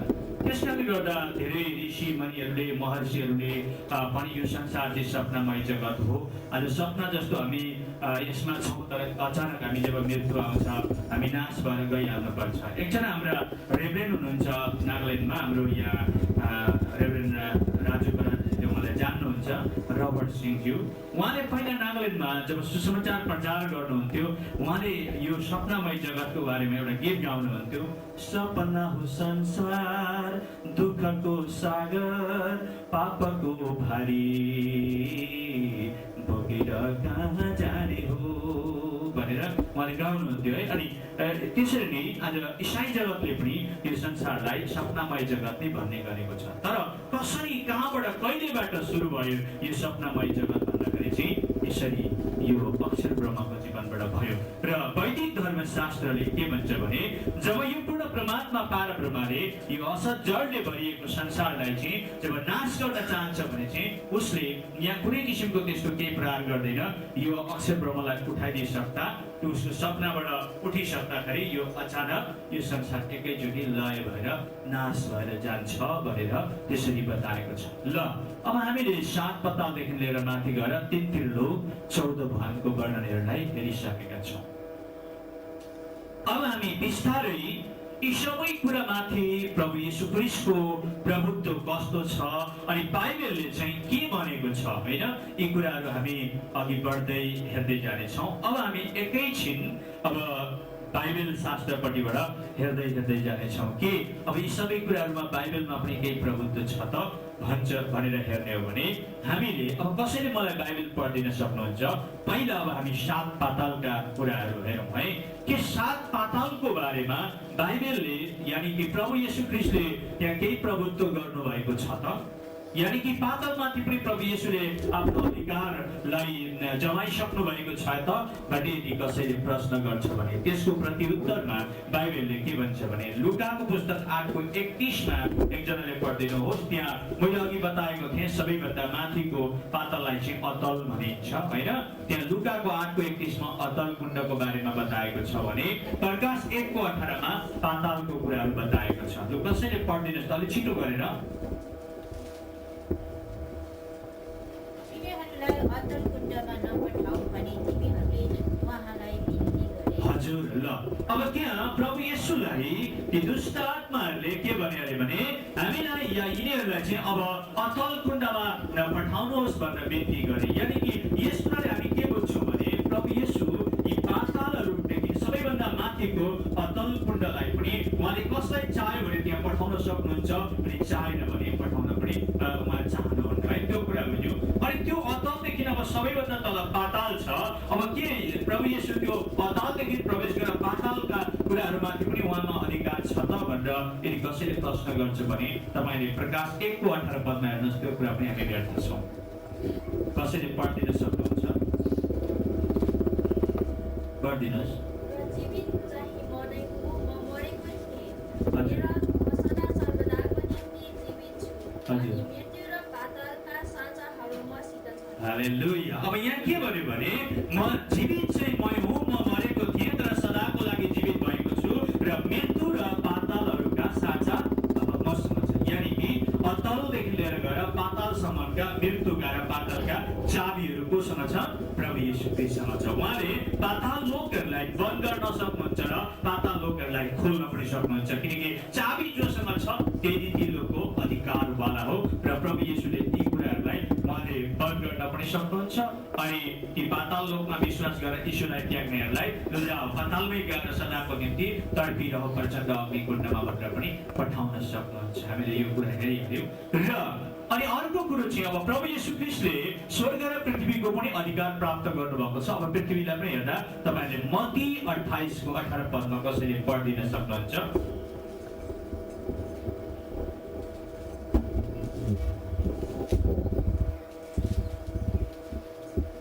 अलि चाँडो गरिदिनुहोस्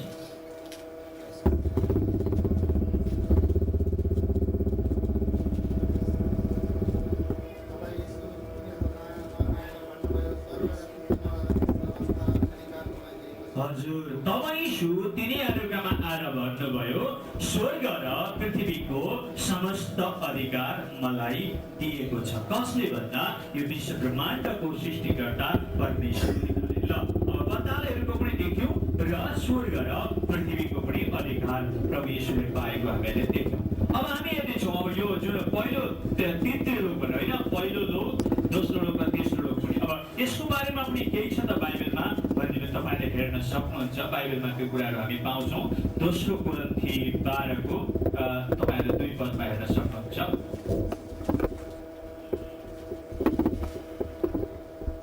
दोस्रो कोरिन्थी 12 2 पद अनि कसैले एफिसी 4:9 देखि 11 पनि हेरिराख्नु होला ल ख्रीष्टमा म एकजना मानिसलाई चिन्दछु हजुर। जो 14 वर्ष अघि तेस्रो स्वर्गसम्म उचाली लगियो हजुर अब तेस्रो स्वर्गसम्म उचालेर लगेको यानि कि तेस्रो स्थान छ भनेर बाइबल धर्मशास्त्र पनि इन्जाम दिन्छ अब त्यो तेस्रो स्थानभित्र अनि यसरी धेरै सारा लोकहरू पनि छन् त भन्ने कुरालाई जब हामी हेर्छौँ भने एफिसीको पुस्तक 4 हामी 7 देखि 11 सम्म हेर्यो भने पनि भेट्छौँ जसले भेट्नुभयो हजुरहरूले पढिदिन सक्नुहुन्छ एफिसीको पुस्तक 4:7 देखिबाट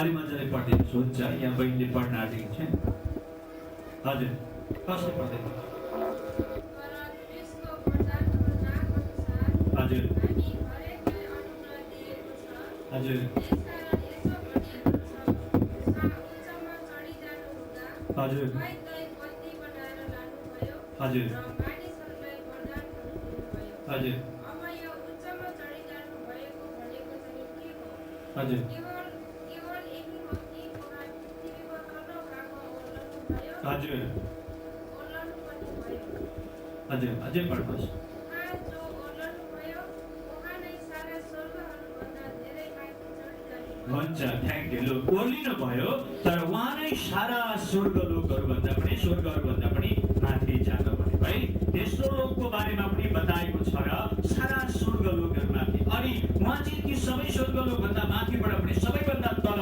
यो पाताल लोकसम्म पनि ओर्लिनु भयो र अनि सबै कुरालाई परिपूर्ण पार्नको निम्ति सारा लोकहरूभन्दा पनि उहाँ माथि चढेर जानुभयो भन्ने कुराहरू हामी पाउँदछौँ अब रह्यो अब यहाँ तपाईँहरूले यी 7वटा शून्य र 7वटा आकाशको बारेमा अब धेरै त्यस्ता आकाश पनि छन् र हाम्रो आकाशमाथि त एउटै आकाश छ भने तपाईँहरूको त्यस्तो विचार पनि हुन्छ र तपाईँले आकाशको बारेमा पनि हेर्न सक्नुहुन्छ धेरै आकाशहरूको बारेमा वर्णन गरिएको छ तपाईँले व्यवस्थाको पुस्तकमा तपाईँले पढाउनुहोस् व्यवस्थाको पुस्तक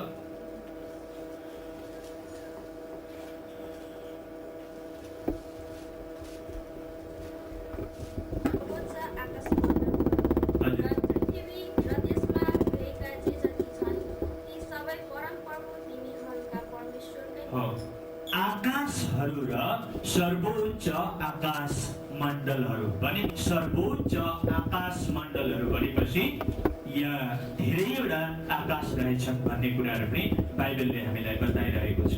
अनि अर्को कुरो तपाईँहरूले अघि बढ्दै जानुहोस् कि यो आवरणको बारेमा मैले बताएँ कि आवरण पनि बाइबलमा छ त होइन, जो छ के आवरणको बारेमा पनि प्रभु यीशुले केही भन्नुभएको छ। तपाईँले भजन सङ्ग्रह 105 को 39 पदमा हेर्न सक्नुहुन्छ। ल पढ्दै हुनुहुन्छ तपाईँहरू, सबैले ध्यान दिनुहोस्। अलि चर्को स्वरले पढ्न प्रयास गर्नुहोला। ल तपाईँले भजन सङ्ग्रह 105 को 39 105 को 39 हेर्नुहुन्छ।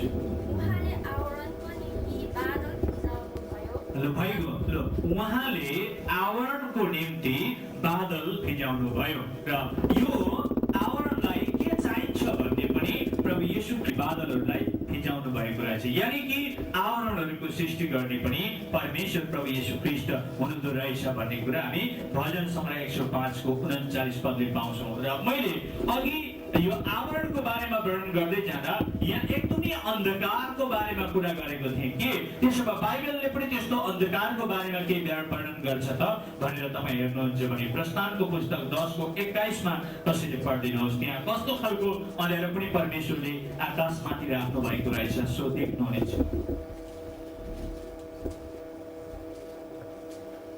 फेरि परमप्रभुले मोसेलाई भन्नुभयो, हजुर मेरो हात आकाशतिर पसार, हजुर निसर्गमा अँध्यारो भइजाओस्, हजुर छाम्दा थाहा पाउने जस्तो अन्धकार होस्। हजुर। ल अब परमेश्वरले मोसेलाई सेवक उहाँलाई मिश्र देशमा विपत्ति खटाउने बेलामा तेरो आकाश माथितिर उचाल। अनि जब मोसाले आकाश उचालेर यो मिश्र देशमा अन्धकारको विपत्ति आओस् भन्दाखेरि छाम्दा थाहा पाउने अँध्यारो आयो भन्छ।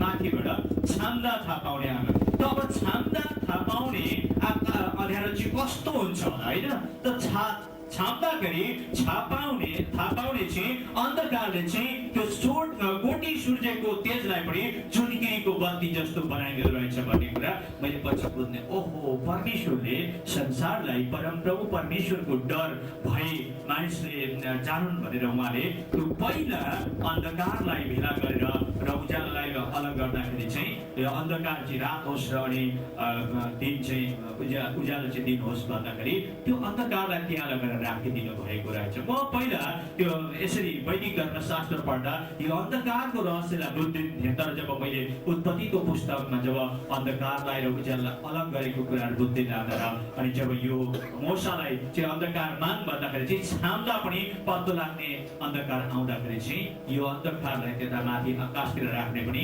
परमेश्वरको नि प्रभुत्व र हात रहेछ भन्ने कुराहरू मैले बुझ्न सकेँ। र अब तपाईँलाई मैले अघि के भन्दै थिएँ भने त्यहाँ काल निरञ्जनको बारेमा मैले बताउँदाखेरि अयुबको पुस्तकमा हेर्दाखेरि एउटा काल जो शैतान छ त्यो चाहिँ परमेश्वरका उपस्थितिसम्म पनि पुगेको, माथि उहाँसम्म पनि पुगेको हामी देख्छौँ, जसले मृत्यु खटाउँछ। तपाईँहरूले अयुबको पुस्तक 1:6 देखि 7 मा हेर्यो भने त्यो शैतान जो लुसिफर जगतलाई पाप र मृत्युमा भरमाएर प्रचण्ड अग्निकुण्डमा लाने लुसिफरको निम्ति माथि परमेश्वर र परमेश्वरका जनहरूको उपस्थितिमा पनि पुगेको कुरा हामी पाउँछौँ। अनि त्यहाँदेखि माथि हेर्दै जाँदा अक्षर ब्रह्मले चाहिँ सपना देखेको र जब त्यो पूर्ण परमात्मा पार ब्रह्मले त्यो अक्षर ब्रह्मलाई उठाउँदा एकैचोटि त्यो सपनामय जगत नाश हुन्छ भन्ने कुरामा कि बाइबलले पनि त्यो दुष्टको राज्य असत जडले भरिएको राज्य चाहिँ सपना जस्तै चलेर जान्छ भनेको छ त भनेर तपाईँहरू प्रश्न गर्नुहुन्छ भने त्यसको उत्तर पनि तपाईँले पाउनुहुन्छ। कसैले अयुब 20 को 8 देखि 9 पढिदिनुहोस्, अनि अर्को जनाले अयुब 34 को 20 लाई पढिदिनुहोस्, अनि तेस्रो जनाले चाहिँ भजन सङ्ग्रह 73 को 20 लाई पढिदिनुहोस्। ल अयुब 20 को 8 लाई पढिदिनुहोस्। सपनाले कहिले नभेट्टाइने गरी त्यो हराइहाल्छ, हजुर। रातको दर्शन चाहिँ त्यो लोप भइहाल्छ। ल अब त्यसको माथिपट्टि त्यसको शीर्षकमा के छ त यतापट्टि हेडिङमा हेर त के रहेछ? दुष्टको प्रतिफल। हो, दुष्टको प्रतिफल, यानि कि असत जडले भरिएको संसारको रचना गर्ने दुष्टको फल चाहिँ सपना चाहिँ भनि जानेछ। ल त्यहाँबाट कसरी पढिदिनुहोस् त भजन सङ्ग्रह 34 को 20 अयुबको 34 को 20 लाई।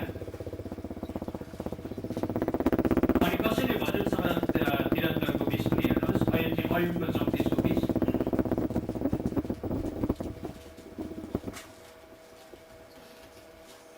तिनीहरू क्षणभरमा नै मझेरातमा मरिजान सक्छन्।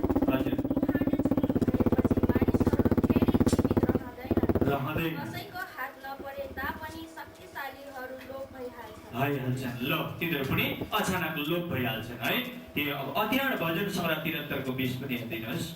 तिनीहरू बिहान बिउजिँदा सपना जस्तै गरिरहेछन्। हजुर मेरा परमप्रभु तब बिउजिँदा तिनीहरूलाई प्रश्नले तुच्छ ठान्नुहुन्छ। जब परमप्रभु बिउजिनुहुन्छ तिनीहरूलाई के गर्नुहुन्छ अरे? तुच्छ ठान्नुहुन्छ। केही पनि रहँदैन, तिनीहरू खतम भइहाल्छन्। ल त अब यस सबै सपना भएको जगतको बारेमा पनि बाइबलले एकदमै स्पष्ट प्रकारले बताउँदो रहेछ। अनि अब हामीले के देख्यौँ भने गीताको 15 अध्यायको 6 पदमा के भनेको छ भने जुन चाहिँ अनन्तको परम धाम छ त्यो ठाउँमा चन्द्र सूर्यको प्रकाश छैन, जाति अग्नि र वायु र त्यसको पनि खाँचो पर्दैन, त्यो धाम चाहिँ ज्योतिर्मय धाम छ भनेको छ। कि अब त्यस्तो कुरा जो चाहिँ त्यहाँ जसले पुर्याउँछ त्यसलाई उद्धार अनि मुक्ति उद्धारकर्ता मान्नु भनेर जसरी वैदिक धर्मशास्त्रले भनेको छ चिदादित्यम किशोराङ्गम परिभ्राम्ने विराजितम तत्पदम दर्शितमेन तस्मै श्री गुरुवे नमः भनेको के त्यसो भए त्यो उज्जवलमय धाममा धाम चाहिँ के प्रभु येशू ख्रीष्टले तपाईँ हामीलाई सृष्टि गर्नुभएको छ या त्यस्तो धाम प्रभु येशूले तपाईँलाई मलाई तयार गर्नुभएको छ जहाँ चन्द्रको सूर्यको ज्योतिको खाँचो पर्दैन? तपाईँले हेर्न सक्नुहुन्छ प्रकाशको पुस्तक 21 को 22 देखि तपाईँले पढ्दै जानुहोस् 27 पदसम्म।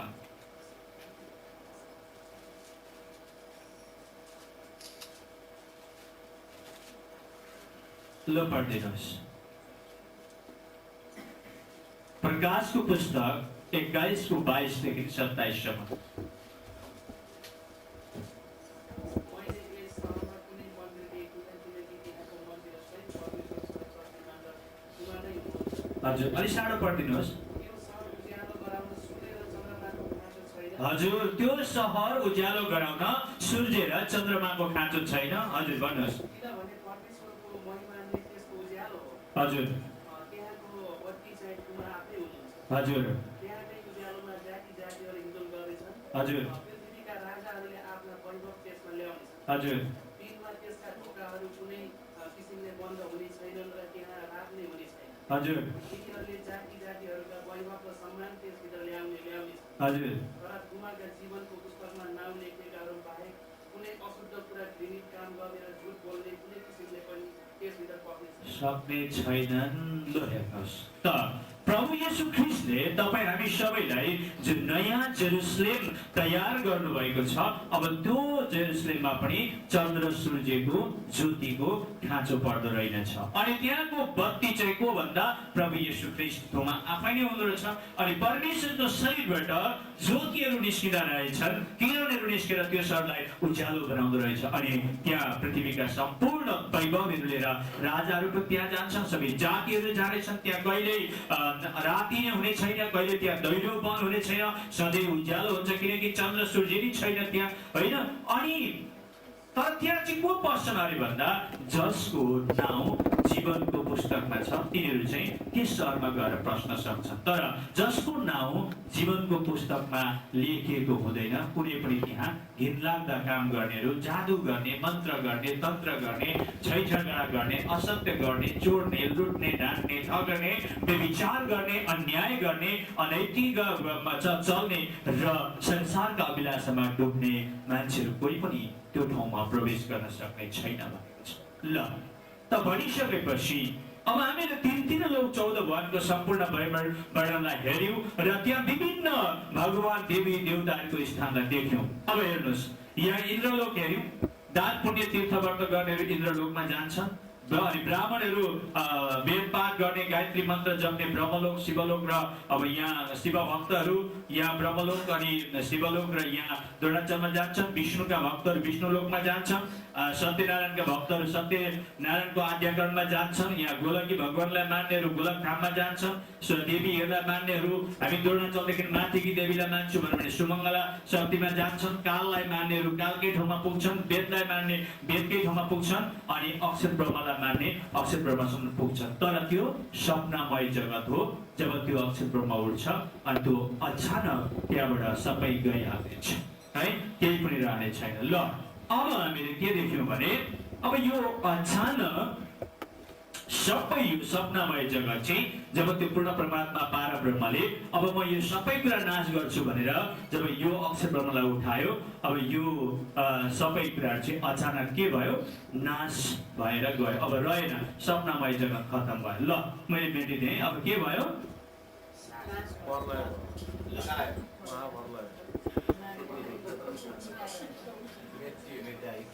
छैन। यहाँ समय लाग्यो त, अलिक बिस्तारै उठ्दैछ होला।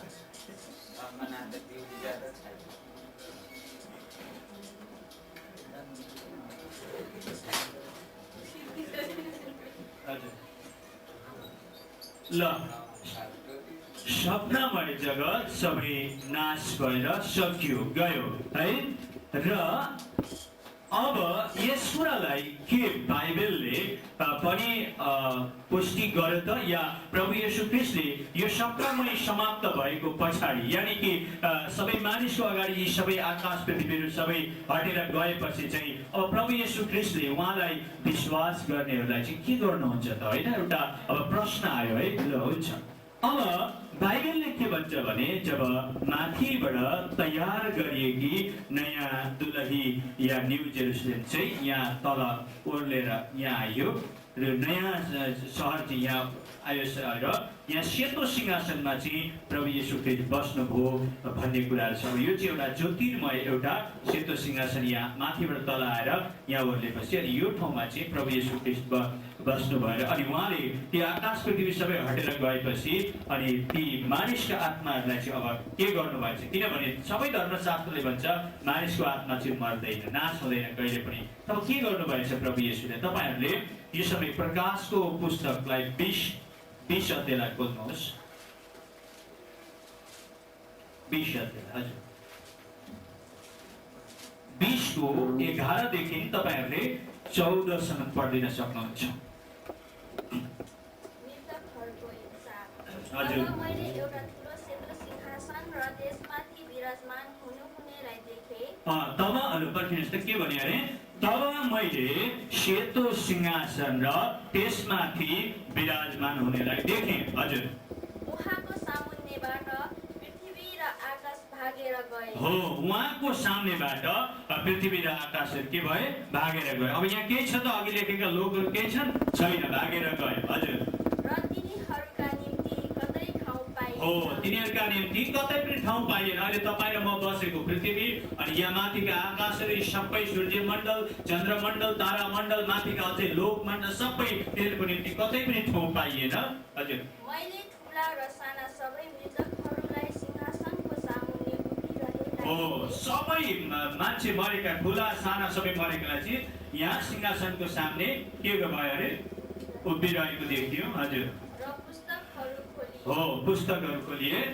अर्को एउटा पुस्तक पनि हो, खोलियो, हजुर, जो जीवनको पुस्तक हो। जीवनको पुस्तक हो।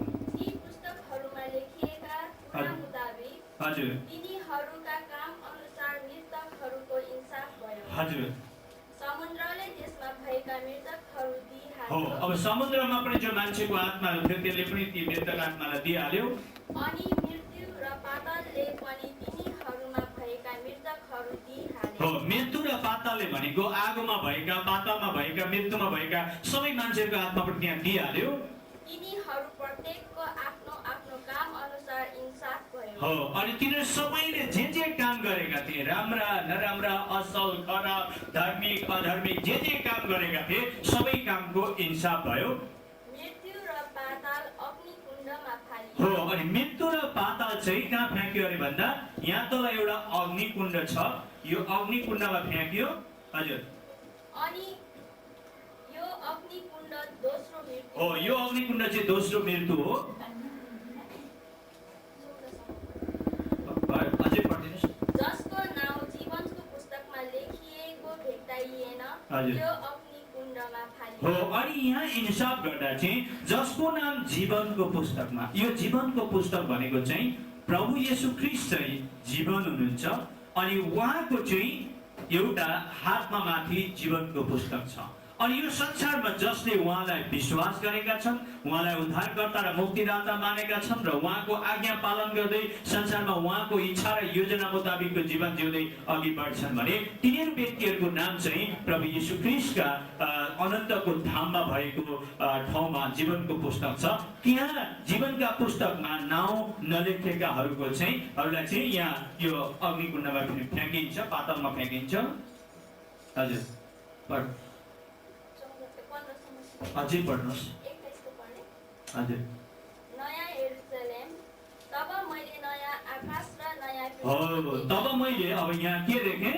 नयाँ यरुशलेम, नयाँ आकाश र परमेश्वरले तपाईँ हामी सबैको निम्ति सृष्टि गर्नुभएको अनन्तको अब धाम यहाँ माथि अब देखियो र हिंसा भएका धर्मी मानिसहरू चाहिँ सबै त्यो अनन्तको धाममा गएर सधैँभरि अनन्तको राज्य गर्नेछन् र अनि जति पनि प्रभु येशूलाई विश्वास नगर्नेहरू चाहिँ प्रचण्ड अग्निकुण्डमा गएर तडपिनेछन्। र अब यहाँ एउटा कुरा के छ भने बाइबलको आधारमा जो व्यक्तिको आत्मा जीवनको पुस्तकमा भेटिँदैन र यो प्रचण्ड अग्निकुण्डमा जान्छ, यहाँ पनि यिनीहरू अनन्तकालसम्म तडपिनु पर्दछ।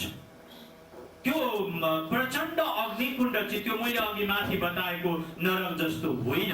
त्यहाँ पुगेपछि चाहिँ मान्छे अनन्तकालसम्म आथा मरे भन्नुपर्छ र यो अग्निकुण्डमा चाहिँ यहाँ अग्निमय किरा छन् र जसको आत्मा चाहिँ त्यो ठाउँमा गएर प्रवेश गर्दछ त्यो आत्मा चाहिँ ती अग्निमय किराले छिल्दछन् र टोक्दछन् अनि तिनीहरू सहन सक्दैनन् अनि आत्मा चाहिँ अमर अनि त्यो चाहिँ कहिले नमर्ने अविनाशी छ अनि तडपिरहन्छ र आगाको झिल्का जस्तो माथि उडेर आउँछ, फेरि अग्निले तलै तान्दछ अनि फेरि तडपिन्छन्, माथि आउँछन् र अनन्तकालसम्म तिनीहरू चाहिँ त्यो ठाउँमा तडपिरहन्छन् जहाँ चाहिँ ताराकिटाइ र जहाँ चाहिँ रुहावासीको अन्त कहिले पनि हुँदैन भनेको छ। त्यसकारणले यो संसारमा प्रभु येशू ख्रीष्टले सम्पूर्ण मानव जातिलाई, सम्पूर्ण जातिलाई, सम्पूर्ण भाषीलाई, काला गोरा सेता धनी गरिब सबैलाई के भन्नुहुन्छ भने यो प्रचण्डको अग्निकुण्डबाट बचाएर अनि यो अनन्तको धाममा यानि कि नयाँ जेरुसलेममा जहाँ चाहिँ मृत्यु छैन, जहाँ रुवावासी छैन, जहाँ रुनु पर्दैन, जहाँ चाहिँ शान्ति र अनन्त छ, त्यो ठाउँमा पुर्याउनको निम्ति प्रभु येशूले हिजो आज संसारमा उहाँका जन र उहाँको मिसनद्वारा हरेक मानिसलाई बोलाइराख्नु भएको छ। र अब तपाईहरुले देख्नुभयो कि 3 लोक 14 भवनको वर्णन पनि देख्नुभयो। ती सबैमाथि प्रभु येशूले कसरी प्रभुत्व जमाउनु भएको रहेछ, ती सबैमाथि उहाँले कसरी हस्ताक्षेप गर्नु भएको रहेछ। अनि जब जगत सपनामय जगत नाश हुन्छ, नाश हुँदाखेरि चाहिँ ती सम्पूर्ण ती अमर अनि अविनाशी भएका आत्माका मानिसहरूलाई उहाँले सेतो सिंहासन लिएर आएर त्यहाँ बस्नु हुँदो रहेछ र तिनीहरूको इन्साफ गर्नु हुँदो रहेछ। जसको जीवनका पुस्तकमा नाम छ तिनीलाई यो अनन्तको धाममा पठाउनु हुँदो रहेछ जहाँ चाहिँ रुवावासी छैन। एकचोटि पढिदिनुहोस् त प्रकाश 21 को 4 पद। उहाँले जुन धाममा पठाउनुहुन्छ त्यहाँ पुग्ने मान्छेहरूको आनन्द कस्तो हुन्छ? उहाँले तिनीहरूका आँखाको आँसु पूर्ण रूपले पुछिदिनु। हो, एकछिन, उहाँले तिनीहरूका आँखाको आँसु चाहिँ पूर्ण रूपले पुछिदिनु भयो र फेरि मृत्यु नै हुने छैन। हो, फेरि अब मृत्यु नै हुने छैन र शोक र पीडा पनि हुने छैन। हालेलुया। र ती जीवनका पुस्तकमा नाम हुनेहरूलाई चाहिँ उहाँले त्यो अनन्तको धाममा पठाउनुहुन्छ। तर जसको जीवनको पुस्तकमा नाम छैन यानि कि प्रभु येशू ख्रीष्टलाई मुक्तिदाता र उद्धारकर्ता भनेर विश्वास गरेका छैनन् र त्यस्तै संसारका रूढी व्याधि अन्धविश्वास मान्छेले बनाएका देवी देवता भूत प्रेत ग्रह नक्षत्र इत्यादिको पछि लाग्छन् भने ती सबैको गतिविधि चाहिँ यो अनन्तसम्म तडपिने नरककुण्डमा हुँदो रहेछ। त्यसकारण आजको यस अन्तिम सभामा आउनुभएका हाम्रा दाजुभाइ दिदीबहिनीहरूलाई म के भन्छु भने हामीले यो सबै कुरा प्रभु येशू ख्रीष्टको जीवनमा एकदमै अधिकार सहित उहाँले प्रभुत्व सहित उहाँले अधिकार प्राप्त गर्नुभएको रहेछ भनेर हामीले बुझ्यौँ। तर अब यहाँ मान्छेको जीवनमा अहिले फिलहाल के भइरहेको छ भने सुन्छन् र बहुत राम्रो रहेछ भन्ने गर्छन् धेरै मान्छेहरूले। धेरै राम्रो रहेछ कस्तो भन त आज त्यो क्रिस्चियन इन्डियाबाट आएको क्रिस्चियनले त्यो सिपी शर्मा भन्ने मान्छे बहुत राम्रो भन्नुभयो, एकदमै धेरै भन्नु। त अब के बुझ्यो भन्दा त राम्रै बुझ्यो। तर अब भोलिबाट के प्रभु येशूलाई विश्वास गर्ने त भन्दा त खाइसार कि लाइसार मरेपछि लम्पसार कसले देखेको छ स्वर्ग कसले देखेको छ नर्क भन्यो। अब छैन, संसारमै डुबेर तर प्रिय एक दिन तपाईँ र मेरो आत्मा यो शरीरबाट निस्केर जान्छ। मर्नु भनेको कुरा त्यो हो। परमेश्वरले एक दिन मानिसलाई सृष्टि गर्नुभयो र त्यसको नाकमा परमेश्वरले आफ्नो जीवनको सास फुकिदिनु भयो। त्यो जीवनको सास तपाईँ र मेरो हृदयमा आत्मा भएर बसेको छ। अनि जब त्यो उहाँको जीवित सास, त्यो अविनाशी सास उहाँले जब निस्केर जानुहुन्छ, यो शरीर मान्छे मर्यो भन्छ नि। अनि म कहिलेकाहीँ मान्छे साह्रै भयो आउनुहोस् भन्छ अनि कुदेर जान्छु। अनि जाँदाखेरि अचानक त्यहाँ पुग्ने साथै मान्छे ठुस्सै मर्छ। तर मर्दाखेरि त्यसले आँखा टुल्टुली हेरिरहेको हुन्छ। अनि त्यो मरेको मान्छेको टाउकोदेखि खुट्टासम्म हेर्नुहोस्, ठिकै छ, कोही त झन् साह्रो त्यो अचानक मृत्यु हुने मान्छे त सानो भने पनि तातै हुन्छ, अहिले उठेर बोल्छन् कि जस्ता हुन्छ। तर त्यहाँ उसका आँखा पनि छन्, नाक पनि छ, मुख पनि छ, सबै कुराहरू छ। तर एउटा छैन, जो चाहिँ आत्मा छैन। अब गयो, निस्केर गयो। अब त्यो आत्मा यो शरीरमा छन्जेली के चाहियो अब सोच्नुहोस् है। यो छन्जेली पढा लेखा चाहियो, राम्रो खाना लाउन चाहियो, स्वास्नी चाहियो, छोराछोरी चाहियो, धन चाहियो, गाडी चाहियो, घोडा चाहियो, देश चाहियो, जे चाहियो सबै चाहियो, नेतागिरी चाहियो, सबै चाहियो। जब आत्मा यहाँ छ त्यतिखेरसम्म चाहियो। तर आत्मा जब निस्केर जान्छ, त्यो शरीरलाई त्यतिखेर गाडी चाहिन्छ। त्यसको राम्रो कार ल्याएर अगाडि राखिदिएर ड्राइभरले मालिक उठ्नुहोस् न भन्दा उठ्दैन। त्यसकी त्यो के अरे हप्तामा 7 चोटि ब्युटी पार्लरमा जाने बुढीलाई आइदिनुहोस् न यहाँ तपाईँको छेउमा राप्री भएर उठ्नुहुन्छ कि भन्दा उठ्दैन। त्यसका छोरा कोही इन्जिनियर होलान्, कोही डक्टर होलान्, सबै तेरो पद लिएर तेरो फौजै लिएर यहाँ आइज न, आर्मीको क्याप्टेन पनि होला, सबै आएर लिएर त्यहाँ बिल्कुल बजाउँदा त्यो मरेको मान्छे उठ्छ र उठ्दैन। किनभने त्यो आत्मा गयो। अब म तपाईँलाई के भन्छु भने नाथे 60-70 वर्ष यो संसारमा बस्दाखेरि त त्यो आत्मा भएको शरीरलाई यति धेरै चाहिन्छ। तपाईँहरू आज नेपाल छोडेर हङकङमा आउनुभएको कारण पनि त्यही हो। नेपालमा पुगेन होइन, त्यो आत्मा भएको शरीरलाई नेपालमा पुगेन, हङकङमा आउनुभयो हो कि होइन त। अब यति धेरै चाहियो भने झन् त्यो अनन्तको धाममा पुग्नको निम्ति तपाईँ र मलाई के चाहिन्छ? आज मान्छेले 60-70 वर्षको जीवनमा पनि उसले मलाई भयो भन्ने भएको छैन। दिमापुरमा मेरो एउटा साथी हुनुहुन्छ, अहिले त म त्यति साह्रो दोस्ती गर्दिनँ, पहिला गर्थेँ। उहाँले इन्डियाको 3 लाख रुपियाँ मन्थली ड्र गर्नुहुन्छ। एक दिन मलाई के भन्नुभयो, त्यहाँ यसो सिपी शर्मा हेर्नुहोस् न तपाईँको पर्समा 500 छ अरे। मलाई छक्कै भने बाबा 3 लाख रुपियाँ ड्र गर्ने मान्छे, मसँग 500 रुपियाँ छ। अनि यसो हेरेको त रहेछ 50 रुपियाँ उब्रियो, मेरो 550 रहेछ, दिएँ। छक्कै परे। म सोचेँ बापरे 3 लाख रुपियाँ महिनामा कमाउने मान्छेलाई पनि खाँचो हुँदो रहेछ है, पुग्दैन मान्छे। तर म तपाईँलाई के भन्छु भने तपाईँले र मैले आफ्नो आजीवनभरि नै यी सबै कुरामा बिताइसकेका छौँ भने यो अनन्तको धाममा बस्न चाहिँ अब के तपाईँ र मेरो औकात छ होला? छैन, औकात छैन त्यो ठाउँमा गएर कमाएर सधैँभरि बस्नको निम्ति। त्यसकारण बाइबलमा परमेश्वरले यसो भन्नुभयो, योनाको पुस्तक 3:15 है 16 या 17 पद, परमेश्वरले संसारलाई यस्तो प्रेम गर्नुभयो, उहाँको एकलौटे पुत्र पनि संसारलाई दिनुभयो, पुत्रमाथि विश्वास गर्ने नाश नहोस् तर त्यसले अनन्त जीवन पाओस्। परमेश्वरले संसारलाई दोषी ठहर्याउन भनी पुत्रलाई पठाउनु भएन, तर उहाँद्वारा बाँचोस् भनेर पठाउनु। अनि त्यो परमेश्वरले तपाईँ र मलाई, संसारमा भएका मानिसलाई प्रेम गर्नुहुने प्रभु येशूले तपाईँ र मेरो सम्पूर्ण पापलाई उहाँले क्रुसमा बोक्नु भएको छ। कति सानो दुःख पाउनुभयो। म जब मेरो प्रभु येशूलाई क्रुसमा झुन्डिरहेको हेर्छु अनि म एकदमै अचम्म लाग्छ। अनि म सोच्दछु प्रभु, मेरो त हातमा एक दिन काँडो पसेको थियो, काम गर्दाखेरि मेरो श्रीमतीलाई एकछिन निकाल्न सक्दाखेरि मैले कति गाली गरेँ है, कस्तो ननिकालेको दुखिरहेको छ भनेर मैले गाली गरेँ। तर हामी सबै पापी मानिसको निम्ति निष्पाप, निष्कलङ्क, धर्मी, एउटै पनि तिलको दाना जति पनि गल्ती नभएको प्रभुले काँडा, टाउकामा काँडाको मुकुटले लगाएर ठोकिनु, अनि ती हातमाथि 6 इन्ची भन्दा बडा बडा गजालले ठोकिनु, खुट्टामा गजाल ठोकिनु, कोखामा भालाले खोपिनु, अनि शरीरमा कोर्राले चुटाइ खाएर शरीरमा कहीँ एउटा तिलको दानो राख्ने शरीर पनि ठाउँ नभएर क्रुसमा झुन्डिएर तपाईँ र मेरो पापको प्रायश्चित गर्ने प्रभुलाई किन आज संसारले घिन गरेको? किन घिन गरेको? सबै भगवानहरूले सबै देवी देवताहरूले हामी मानव जातिलाई मागेका छन्, यस्तो दिस भने, यस्तो गरिस् भने म तँलाई यस्तो गर्छु भनेर। तर प्रभु येशूले भन्नुहुन्छ मलाई केही पनि चाहिँदैन प्रियहरू, यी सबै थाकेका र बोझले दबिएका हो, म थाहा आऊ, म तिमीहरूलाई विश्राम दिन्छु। तर आज मान्छेले के भन्छ? ब्रिटिसको धर्म हो भन्छ, गोरु खाने धर्म हो भन्छ। आज यस्तो मुक्तिदाता प्रभुलाई चिनेले खुट्टा पनि कुल्चिन खोज्छ, तर जसले चाहिँ बोको दिनुहोस् भने चाहिँ तेरो छोरालाई खान्छु भन्दा चाहिँ ल नखाए बुढी बच्चु भनेर धामी बोलाएर बोको दिन्छ। त्यसको पछि लाग्छ अनि त्यो चाहिँ हाम्रा पिता पुर्खाको धर्म भन्छ। के त्यो सत्य हो प्रियहरू? होइन, होइन। हामीले यो रहस्यलाई बुझ्नुपर्छ, यो रहस्यलाई हामीले बुझ्नुपर्छ। त्यो प्रभु दयाको सागर हुनुहुन्छ, उहाँ धर्मी हुनुहुन्छ, निष्पाप हुनुहुन्छ, निष्कलङ्क हुनुहुन्छ, सत्य हुनुहुन्छ। उहाँले के भन्नुभयो? बाटो, सत्य र जीवन मदेखि बाहेक कोहीद्वारा पनि पिता कहाँ जान सक्दैन। तर मान्छेले के भन्दैछ?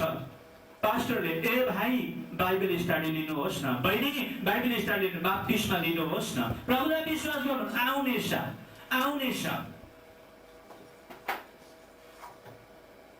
बहाना गर्छ। तर आफ्नो दयाको सागर प्रेमी अनन्त अनन्तको धाममा पुर्याउने प्रभुलाई हृदयको राजा बनाएर आजै ग्रहण गर्न सक्दैन, आजै विश्वास गर्न सक्दैन। मान्छेहरूले के सम्झिन्छ? मेरो भाइले एक दिन के भन्यो भने त्यो पाइल्सको बिमार भएर उपाय नपाएर म कहाँ आयो। म पहिला विश्वासी भएर जाँदा थुकिदिएको थियो, त्यसको 2 वर्षपछि त्यसको जीवनमा पाइल्सको बिमार भयो। अनि उनले जति गर्नुपर्ने गर्यो, सकेन। किनभने मलाई थाहा छ त्यसले म परमेश्वरको जन भएर जाँदा थुकिदिएको थियो, अनि परमेश्वरले त्यसलाई चेतावनी दिनुभएको थियो। अनि मेरा घरमा आयो, अनि के भयो भाइ भनेको यस्तो यस्तो भयो। हामीले भने प्रार्थना गर्नुपर्छ। तर एकचोटि भन् त भाइ कि हे प्रभु येशू म तपाईँको नाउँमा निको हुन चाहन्छु भन् त भन्यो भने, त्यसो भन् त भाइ भन्यो भने हे बुढी बज्यू म तपाईँको नाउँमा निको हुन्छु।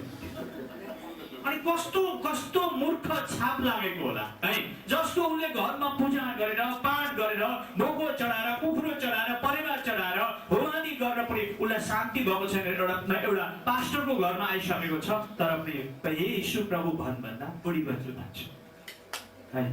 त्यस्तो अवस्था छ आज संसारका मानिसहरू। त्यसकारण आज बेलुकी जति पनि यहाँ आउनु भएको छ, म हजुरहरूलाई यही भन्न चाहन्छु, अन्धविश्वासलाई ठाउँ नदिनुहोस्।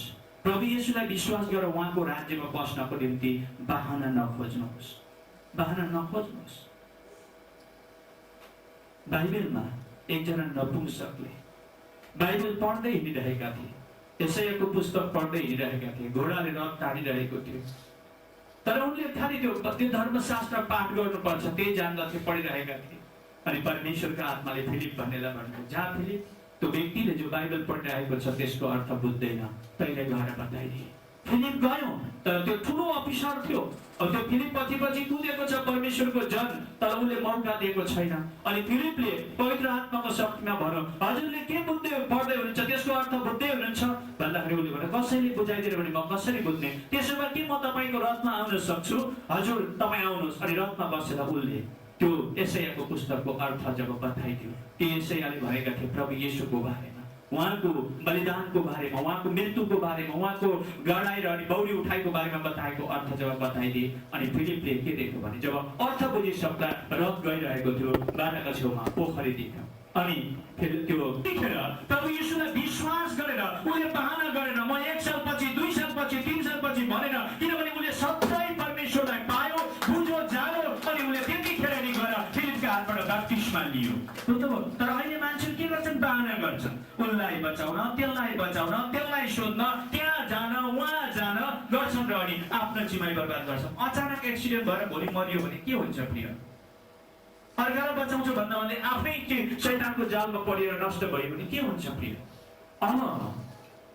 बहाना नखोज्नुहोस् र यही घडी तपाईले सम्पूर्ण हृदयले प्रभु येशूलाई विश्वास गर्नुहोस् र आफ्नो प्रेमी प्रभुलाई भन्नुहोस्, प्रभु मैले आज 3 त्रिलोक 14 भवनको वर्णन पनि हेरिसकेको छु, सबै भगवानको गतिविधि पनि हेरिसकेको छु र मान्छेको आत्माको गतिविधि के रहेछ त्यो पनि हेरिसकेको छु। तर तपाईलाई जब म हेर्छु भने तपाईमा अनन्त जीवन रहेछ, तपाईमा मुक्ति रहेछ, तपाईमा शान्ति रहेछ, तपाई परमेश्वरको पुत्र हुनुहुँदो रहेछ, तपाईमा मात्रै जीवनको पुस्तकमा नाम लेखिँदो रहेछ, तपाईमा मात्रै हामीले प्रचण्ड अग्निकुण्डबाट बाँच्न सकिँदो रहेछ भनेर तपाई मानिलिनुहुन्छ भने अहिले यो समय तपाईको हातमा छ। अनुग्रहको समय तपाईँको बिर्सेर तपाईको एउटा असल छोरो हुन चाहन्छु, असल छोरी हुन चाहन्छु। म अहिले पश्चाताप गर्छु, मैले कति समय पास्टरलाई रुवाएको छु, कति समय मैले डिकनलाई रुवाएको छु, मैले कति समय गल्ती गरेको छु, भुल गरेको छु, मैले चर्च सेवकाई भन्दा पनि संसारको कुरालाई बढी प्रायोरिटी दिएको छु। म त यहाँ त कमाउन आएको, मैले पहिला कमाउनु पर्छ। चर्च सेवकाई त पछि नेपालमा गएपछि जब घर बनाउँछु, माटो गर्छु, त्यतिखेर नि मल्लले पास्टरलाई स्पन्सर गर्छु इत्यादि कुरा सोचिरहनु भएको छ। तर नेपालमा पुगिन भोलि खुस्किनु भयो भने तपाईको हातमा के हुन्छ प्रिय? हालेलुया। तपाईको हातमा के हुन्छ प्रिय? तपाईले सोच्नु भएको छ यो कुराहरू?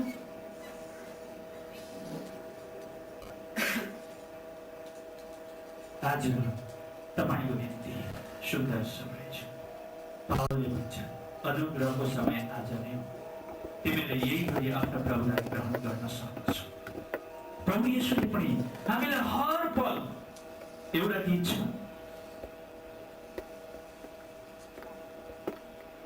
प्रभु येशूले हामीलाई सधैँभरि पर्खिरहनुहुन्छ उहाँले, है? र उहाँको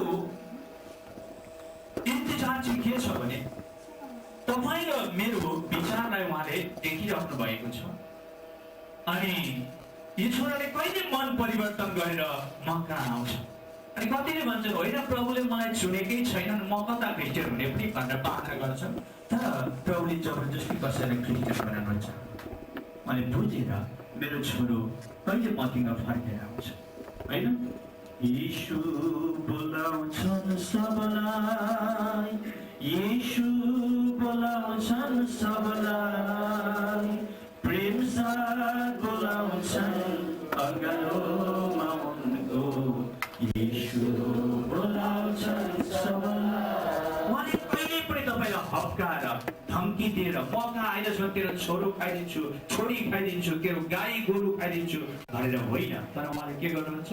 प्रेम साथ बोलाउँछन् अगालोमा उनको, यीशु बोलाउँछन् सबलाई। आउनुहोस् हामी सबैको